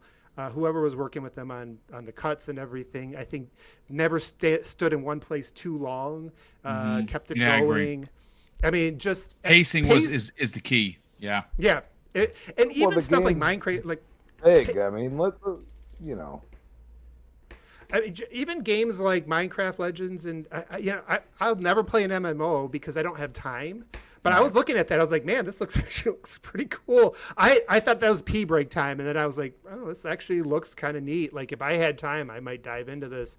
I was looking at Minecraft Legends. I'm like, maybe my son loves Minecraft. I love strategy games. We really have never connected on a game like we both liked. And like, hey, maybe this is it. And they did OBM, that gameplay loop. I think you remember, you've played Brutal Legend before. It reminds me a bit of the Brutal Legend gameplay loop in the middle, where it turns into an RTS, a live action RTS. Saw that happen there. Always wondered why no one has ever taken that style before. It looks like this is a more full fleshed out version of that idea. It's an RTS, but you're in the middle of the action doing it as well. I'm sure you've played it before. For those who haven't played, phenomenal game. Phenomenal game. I mean, if you're being recent, it would be like a RTS, Zone, and Division. Yeah. Sorry, Chris. Well, I think you broke up a little bit. Yeah, I'm sorry. OBM, go ahead. Yeah, no, like I just, just the way they were describing it, right? Like how he was describing the strategy here. And we just went in with all these archers and took it down. I started being able to think about it. And it's like, oh, this might be kind of fun. Like, you would not get that in a 2-minute trailer at E3. I didn't get that. When I saw Minecraft Legends pop up last E3, it was it didn't even resonate, right? It wasn't anything on my top list, but now I'm like, hey, this looks like something I want to dive into. So a lot of the points I have has been said by now. I'll just say that this is the format they need to keep going with. I think this is an excellent complement to the fast-paced E3 where you just reveal everything. I agree that I would love it if they would be able to do something like this for some third-party day one Game Pass games, like an Atomic Heart, I agree, like a Stalker. That would be great if they could start doing that as well. And you know what? Maybe that could be a way that if they start to get the energy around these shows that Nintendo gets around their directs, you actually now start to have another selling point to developers to put their games in Game Pass. There you go.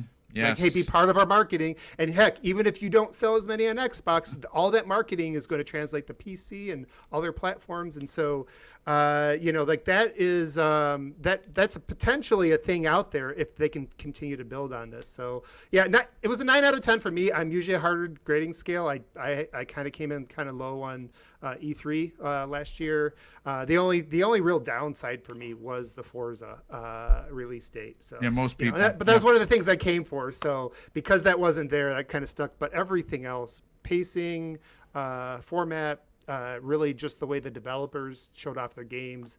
They did an excellent job. Nice, strong. Thank you so much, brother. Music for being time. Here. Music time. Boom. Music him now.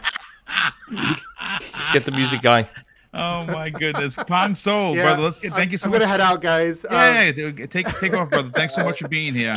Super appreciate it. And Nick, I feel like by the way, for anybody who Jeopardy doesn't music know, for anybody who doesn't know, who knows an Australian, if you don't give them crap, they don't think you like them. So that's why You can leave now, Abe. Don't come back, please. So please give Nick as much crap as you can if you like Nick. But anyways, Don't come back, Abe. Bye, All bye, right, bye, brother. Abe. We'll see you later. Take care, dude. All right. So Pong, let's get you in on the conversation, brother. Yes, sir. Let's see. That's Yeah, fix it. So yeah, give Nick crap. there we go. then. Now we're talking. Now we're back to normal.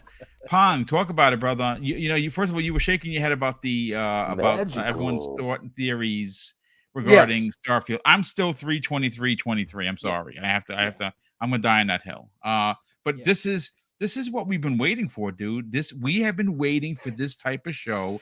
This was a very Nintendo Direct inspired showcase. This I'm gonna say this, and if you call me a bot, whatever you want to say, this outdoes anything Sony has done. This is the format they need to keep. I love the idea of doing a third party focused Game Pass centered a show. You get 4 big games in there. You give 4 developers a chance to sell their wares, all in Game Pass. You get people excited. You get them hyped. They need to have at least 4 of these shows per year. This was a great start, though. Yeah, no, definitely, Boom. Listen, anybody who doesn't believe the talk, you can go back nearly 2 years ago when ZeniMax was announced. We were right here, Boom, on Xbox Factor Podcast, talking about, man, they are acquiring a lot of studios. They're going to have a lot of content. What are they going to do to market that content? Because you can't just rely on the big shows. You've got to have something else. We took a lot of flack. There's a lot of people who never want to hear that. There's a lot of people who said we didn't know anything about marketing. We have no business talking about it like they do with so many other things. But we were spot on. And obviously, whether Xbox was listening or they just came to the same conclusion internally, that obviously you've got to give the spotlight to these games and you've got to give them a chance to shine. Otherwise, they get lost in the shuffle. People forget about them. Again, gamers have the shortest term memories in history when it comes to content. So you got to get it out there in front of them. So listen, I'm nothing but smiles today about this show. From the way that they did the graphics throughout the show, from the way the pacing was handled, from having just the devs, and I gotta shout out to Crispy for starting to bring this up a little bit. I'm gonna expound upon it for a minute. The humans behind these games that we play are lost so often, especially in this industry, who holds on to secrets like it's nuclear codes. Okay, to get the faces, some of the faces behind the games we're playing is huge. And I think that was a big moment for them right here. And again, even when they've done that in the past with the Twitch shows and that kind of stuff, all of it's lost in the noise because you got all these other people talking and you got all this other nonsense going on for 3-4 hours. And now today we got these just them telling us about the creations that they've been making, about the art that they've been doing, and giving us the lowdown on these games. And again, that is something special that I think we need more of in this industry. We've got devs complaining about toxicity in the community, all that kind of stuff. A lot of that goes because we don't know the people behind the stories. And this is a great way to start doing that more and more. So shout out to them for getting the spotlight and for Xbox allowing this to happen this way. Because I'm sure that there was some back and forth about how they want to do this show, how they want to approach it. I'm sure there was a lot of, some of the older crowd within Xbox that's done it one way in the past and said, no, we've got to have this, or we got to have whoever made this final decision. Great job. So this is exactly the way I wanted it to play out. So let's start, again, the games. Forza Motorsport. This to me was the known, like if there is one developer that, out of Xbox that you can say, they're just going to nail it, it's Turn 10. Okay. Now, yeah, you can throw in a couple other ones, but it's turn 10. Their history is second to none when it comes to the racing genre. They set the bar so high, others have tried to catch up and fail. And again, whenever they come out with one of these showcases, I was joking when we were streaming live. How many devs secretly hate turn 10 when they do their showcase for a new Forza because it sets a new standard? Because now that they've got 4K 60 ray tracing on track, guess what? All of us as gamers now look at the other devs and go, well, what do you mean you guys can't even get it to 1440 60? You know, look at turn 10, even though it's a totally different style game. Turn 10 are masters at what they do. They are absolutely ridiculously good. They've got this down. Now we've seen more of what they've been working on for the longest time period that they've ever had in between motorsport. We get to see exactly what that kind of the fruits of that labor, and it showed off exactly how I thought it would show off. And to Kay Asante's point, I would love to have seen more motorsport today, right? But you know, with the time constraints, I understand with the show that they're going to have tomorrow. That's fine. What they did show was impressive and nailed it. Redfall. I've been sold on Redfall. Me, Mav, a lot of our shows have been trying to preach the good word. This is Arcane. You guys aren't getting the other games that were mentioned previously. That's not the style of game they're going to make. This is Arcane. They're going to have their own spin. Listen, guys, just hear us out. I'm an Arcane fan. I'm playing through Dishonored 2 again as we speak. So for me, Redfall was already sold. I was already all in on this game. Every time I've seen it, I've liked it more and more. I went back and watched, and again, this is one of those games you need to go back and watch it in 4K. The environments don't show up well with the compression with YouTube or Twitter or whatever the case may be. You got to go back and watch this game. This game in 4K is beautiful. I think that the environments and the atmosphere is really what stands out in every single thing that they have shown so far. And today was no different. It impressed me more because we know it's taking place in one town, right? One town. Yes, you've got the city and you got the outskirts. But then you take a look at what they showed today. There were so many different styles of environment. I was more impressed about that. Like I was even like, wait a minute. Now, I was expecting greatness, but this is beyond that with all the different looks that we got of that world. So Redfall, I didn't need to be sold anymore. Gunplay, sure, there's going to be people that are going to nitpick things. My brother from Another Steel, Rain, he's got some issues with what he's seen so far from the gunplay, with no recoil and maybe not enough punch to the guns. Listen, it's still Arcane. Yes, I know they brought in id and they brought in some other people from the outside to take a look at the gunplay, but to me it's still an Arcane game, so I'm not expecting all of a sudden this gigantic leap in the gunplay because it's not just about the guns. Yes, they have a more main focus in this game than most Arcane style games, but the skills, the powers, all of that kind of stuff, it was also on show today. And I thought those all showed extremely well. So the gunplay looked good to me. I'm happy with everything that I've seen from Redfall. It's an Arcane game through and through. The art style is not going to be for everybody. I understand that. But I'm loving what I'm seeing there. And I thought they did a great job. Minecraft Legends. RTS fan here. Strategy fan. Tactics fan. All of it, right? Age of Empires 2 Definitive Edition is already locked and loaded. Pre-ordered it. It's done deal. I can't wait. The return of RTSs in the golden age of gaming to console is one of the greatest things for me that is happening right now. Everybody, all the horror fans are getting their genre. I'm getting my RTSs. Minecraft Legends showed me more strategy than I thought would be in this game. I'm not a Minecraft fan at all. I played Minecraft Dungeons for a little bit, jumped off of it.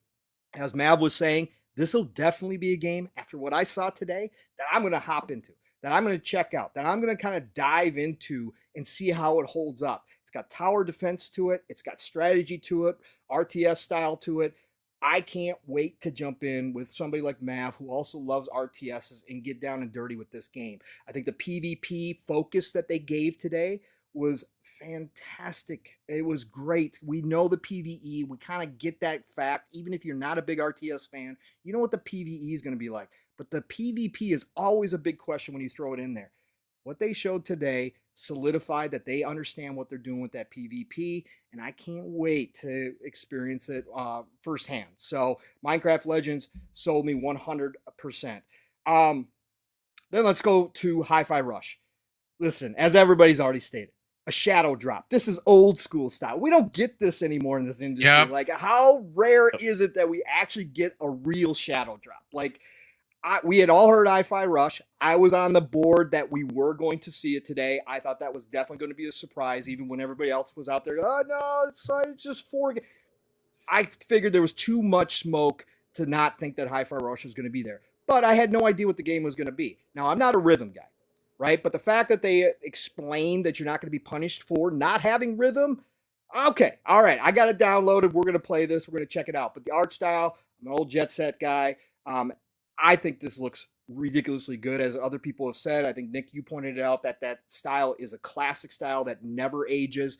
This is a beautiful game from Tango Gameworks that has come out of nowhere and shows proof of what Xbox has been talking about with all the studios that they've been buying. We're going to go let them do what they want to do, within reason, of course, but we're going to let them create the games that they want to create. Much like Pentiment from Obsidian last year, here we go. Here's another passion project from Tango Gameworks that is already shining. And the way that they dropped it, again, I can't disagree with anybody on the panel when it comes to the way they dropped it, the way that they gave nobody a chance to start criticizing it.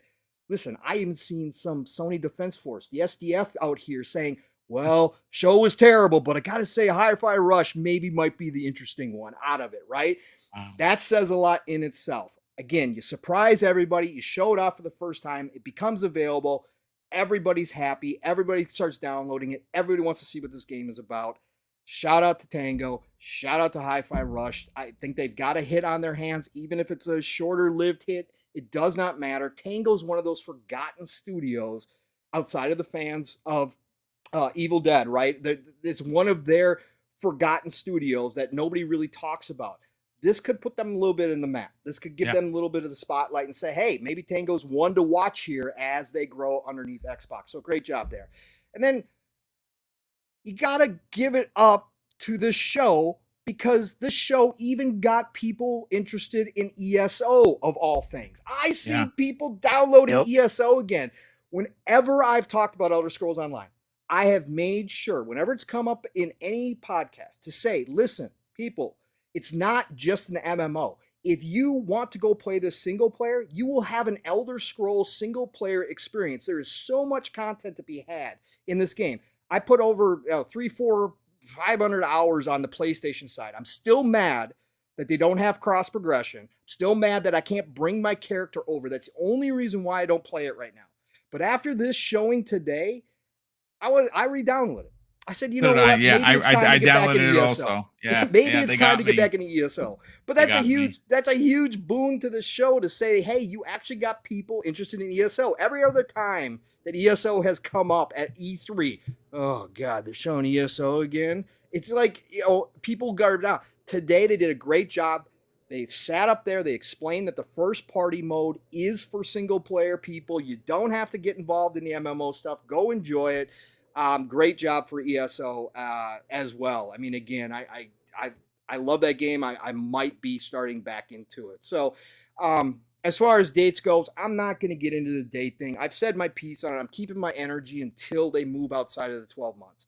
They will hear me if they move any games outside of the 12 months. I don't agree with people justifying the moves. I don't agree with any. Some people say a delay is never a bad delay. Pong, are you saying that your pitchforks are off camera right now? Is that they're off camera. They're put away for right now. They're put away. I mean, I Mm. dusted them off just in case, but I'm ready.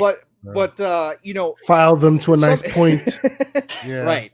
As I was saying, people like to say there's no such thing as a bad delay. I would argue that Hargeet's explanation of why delay it because of we don't want to override this game, that's a bad delay. If the game's ready, Xbox got to drop the game. They got to release. They got to deliver. This is the time for Xbox to shine. Xbox has been on the back burner for long enough with games. Xbox has played second fiddle to enough of this industry for long enough. Maybe it's time for other people to start moving their games if they don't want to be around it, right? And I understand the third-party stuff. I understand the relationships. I understand the marketing, all that kind of stuff. That's why I don't run a $1 billion company or $1 trillion company, but I don't care. I don't care. It's time for Xbox to shine and say, nope, we are dropping it. Our games are ready. Our customers have been waiting for a long time. Our gamers have been patient. We're giving them the games because they're ready. So that's my only point on it. Like I said, I'll save my energy for when they move outside the 12 months because I think it's a bad move if they do. I agree. But that's not for now. That's not for now. Today's celebrate this show. This show is exactly what we've been asking for. The show is exactly what I was looking for. I want them to keep this format. I don't want them to mess around with it. If they've got the content to show off these shows, whether it's 2 shows per year, whether it's 3 shows per year, maybe some years we do get 4 shows in a year. I want them to keep this format. So shout out to Xbox. Shout out the entire team that worked on this. This was the start of what we should come to expect from Xbox. And as One Bad Mother was saying, this is what you try to do. You now have to develop this show into something that is an experience, that people go waiting for the announcement. And then when it's announced, people start talking. What are they going to show?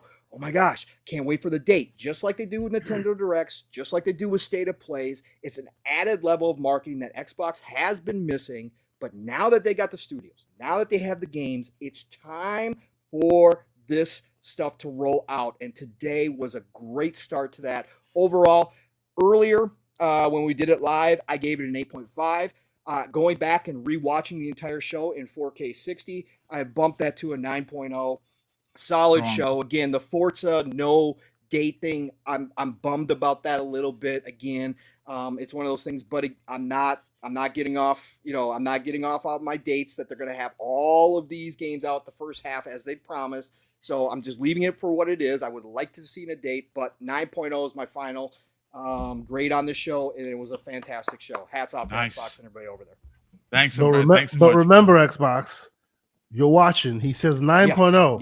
Yeah. But the pitchforks are right off. They're ready. Yeah, They're ready to heavy influence right here, Xbox. So Phil, don't do it. Don't do it. Because I'm right coming off for screen. you. Just say 3/23/23 better be the date or else. I'm just saying that. No, we can do April. It's Not first gonna half. happen. We can do it. Okay, all right. I don't think it's gonna happen. Last and no way least, Drawn TJ joining us with his new camera and mic in hand. What's going on, brother? Give us your opinion on the show and your rating before we get everyone out of here.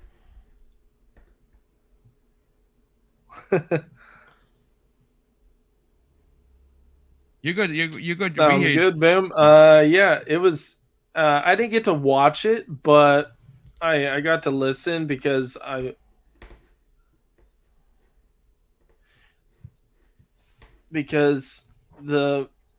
hold on. I'm hearing my echo. Do you have if you have it earbud, open? So I'm hearing my own voice. If you Sorry hear about that. No, it's okay. If you have YouTube open, just close it. It was really interesting to listen to it because I know Mav and I know Pong were watching it live, but everything I heard and everything that I was listening to, and then I got to skim through it during my break and lunch. It was pretty cool, to be honest. I'm excited for the Minecraft Legends, which is RTS. That kind of reminds me of Command & Conquer in a way, but obviously Minecraft style. That's going to be something I want to jump into. Forza Motorsport, I was really interested in. It looks really good. I'm excited for that when that comes out. I was hoping for a release date. I know Mav was very, he wasn't disappointed, but he was very not thrilled that the date was not shown. Yeah. And the other thing was that I was looking for the cars. I was trying to see if there was anything for 2022, 2023 cars, basically, because in past Forza Horizon games, they've kind of slacked on bringing new cars in terms of current, today cars. They bring last year's models, but they don't bring when the game comes out. They don't bring the cars that come out the year that the game comes out, which is very frustrating for me, honestly, but that's only downfall. And then the game that they shadow dropped was really, really awesome. I really enjoyed looking at that. And I played Jet Set Radio before I played it once, and I'm actually going to give it a try. I'm going to download it after the show. Yeah, looks really good. The art style is a little bit different, but I can look past it. Looks fun. And Redfall, I'm really excited for. I can't wait for Redfall. It looks. I like comparing it to Left 4 Dead. Everybody's gonna get mad at me because they're gonna be like, "No, it's not Left 4 Dead." But Boo to this me, man. it just reminds me of Left 4 Dead, and I miss Left 4 Dead. So honestly, Redfall looks really good. Arcane's doing something different. And as for a score, I would give it a 9 because they didn't give the date for Forza. Hopefully they give it tomorrow because they did promise that. Well, they didn't promise, but they said that was part of the 12-month deal that they were doing. So if they don't deliver that, I'm gonna hold their feet to the fire because they gotta stop breaking their promises or what they keep on telling the fans and doing the opposite. And I understand it's 2023, it's a new year, it's more a new pitchforks leaf, off the frame. Yeah, it doesn't give them the right Yeah. to sit there and do one thing and do the opposite. Like we are the consumer, we are paying monthly for Game Pass, and then sometimes we buy the game at full price. So we have every right to criticize Microsoft if they do not follow their own rules and their own promises. To be honest, that's how I look at it. But otherwise, the show definitely a 9. I love the format. I love seeing the devs. That was really cool. Yeah, it shows something different besides what Nintendo and Sony do. And seeing the devs was really cool because I got to see who actually was creating these games instead of just announcing the game and then showing gameplay and then on to the next one. It actually showed like personality. So that's why I really enjoyed. I know I didn't get to watch all of it, but that's what I got from the gist of it, from hearing it, and then just able to skim through it. I really enjoyed it, and that's my take on it. I really enjoyed it, though. Well, thanks so much for joining us, brother. I know you're just coming out of work, and again, I have learned a lesson tonight, folks. Never do a panel more than 10 people because it becomes way too effing chaotic. I feel guilty trying to get everyone in and out on time. I tried to follow the. Do you remember the Iron Lords? I think they had 33 people run through last January show. I don't know how they did it. It was just ridiculous. But look, normally I do outros. Today we're not going to do that because it's just too many people here. I do want to thank the entire panel. I think we had 13 or 14 people show up, which is madness. We hope that you enjoyed it. Real quick, Greggy 8T drops a very generous $2 super chat and says, Forza release date tomorrow during Forza monthly ? Potentially. Boss Red 77 dropped a $5 super chat and says, I enjoyed it for what it was. I'll wait for E3 for the E3 game reveals. And that's fair. Gamers Play Hut 0 dropped a very generous $2 super chat and says, Hi-Fi Rush, crank the volume, get with the beat. Indeed. We also had Game Positive drop a very generous $2 super chat and says, what a panel. Hope you are all doing well this evening. Thank you so much for that. Dreadful Sean drops a very generous $5 super chat and says, in regards to Forza, the coming 2023 looked like coming with the 2023, possible 620 2023 or 2023, and I looked at it and it kind of does look like a 6. I'm gonna be honest with you. I'm sorry. I have to agree. I have to put on the tinfoil hat. So a lot of tinfoil hats around here with all that. There are stuff. and Game Down Sights drops a very generous $2 super chat and says also main character in Hi-Fi is very Peter Parker. Theories. Yeah, absolutely. And the Xbox International Podcast. Thank you guys for being here. We've been channel members for 4 months. They say this. First, where was it here? First thing, get Pong some coffee. He looks sleepy. Second, Drawn TJ looks like my high school math teacher. Hi, Drawn. Love you, brother. Last thing, what an amazing showcase. Listen, ladies and gentlemen, thank you so much for being here. Big shout out to all the super chats. We had over 600 people here today. Again, this is a small channel. We're still growing. We are a few hundred away from 12K. Hit the like button if you enjoyed the program. If you're new, finding us for the first time, please consider subscribing, and of course, shout out to the Wandering Dutch once again for the on-the-scene work with the overlay. Just absolutely stunning. But ladies and gentlemen, don't forget, tomorrow at 12 p.m. Eastern Standard Time, we have a monster panel. It's not more than 10 people, I will say that, but there's a lot of people that didn't get a chance to talk on today's show because it was just too. I couldn't bring. I literally had to like put the felt rope at the door and be like, guys, like, I'm sorry, the club is just full. It's just full, and we're doing that tomorrow. And then of course, King Dave is going to be one of the guests tomorrow, and then we have Willie Hood joining us Friday morning. And hopefully I get a chance to play Dead Space and record some footage to show that, because I am really, really looking for. I know Pond can't wait to play that because he's a big horror guy. No, are we finishing up already? Yes, I know. Nah. We should go another 3 hours, Look, Nick. Thank you so much for being here, brother. Let everyone else go. You and I will keep going. We'll do what Nick likes to do 4-hour podcasts. You let everyone else go. We'll keep going. Don't worry. It's only what? It's only 1:30 here. We'll keep going. Well, yeah, for you it's only 1:30. It's 9:30 here in New York. But listen, again, thank you everyone on the panel for being so patient with me. Appreciate you guys taking the time to be here. A big shout out to the entire community that was here. And of course, I'm going to close out the show with something that's important to me, folks. Hopefully one day it'll be important to you. And that's something that my dad taught us when we were kids. And he would say, Craig, treat others how you want to be treated. And also, it doesn't cost anything to be nice. You live by those rules, son. I can guarantee you're going to have an awesome day. So take care, everyone. And we'll see you next week on the newest episode of Primetime Gaming with Mr. BoomStick and Friends.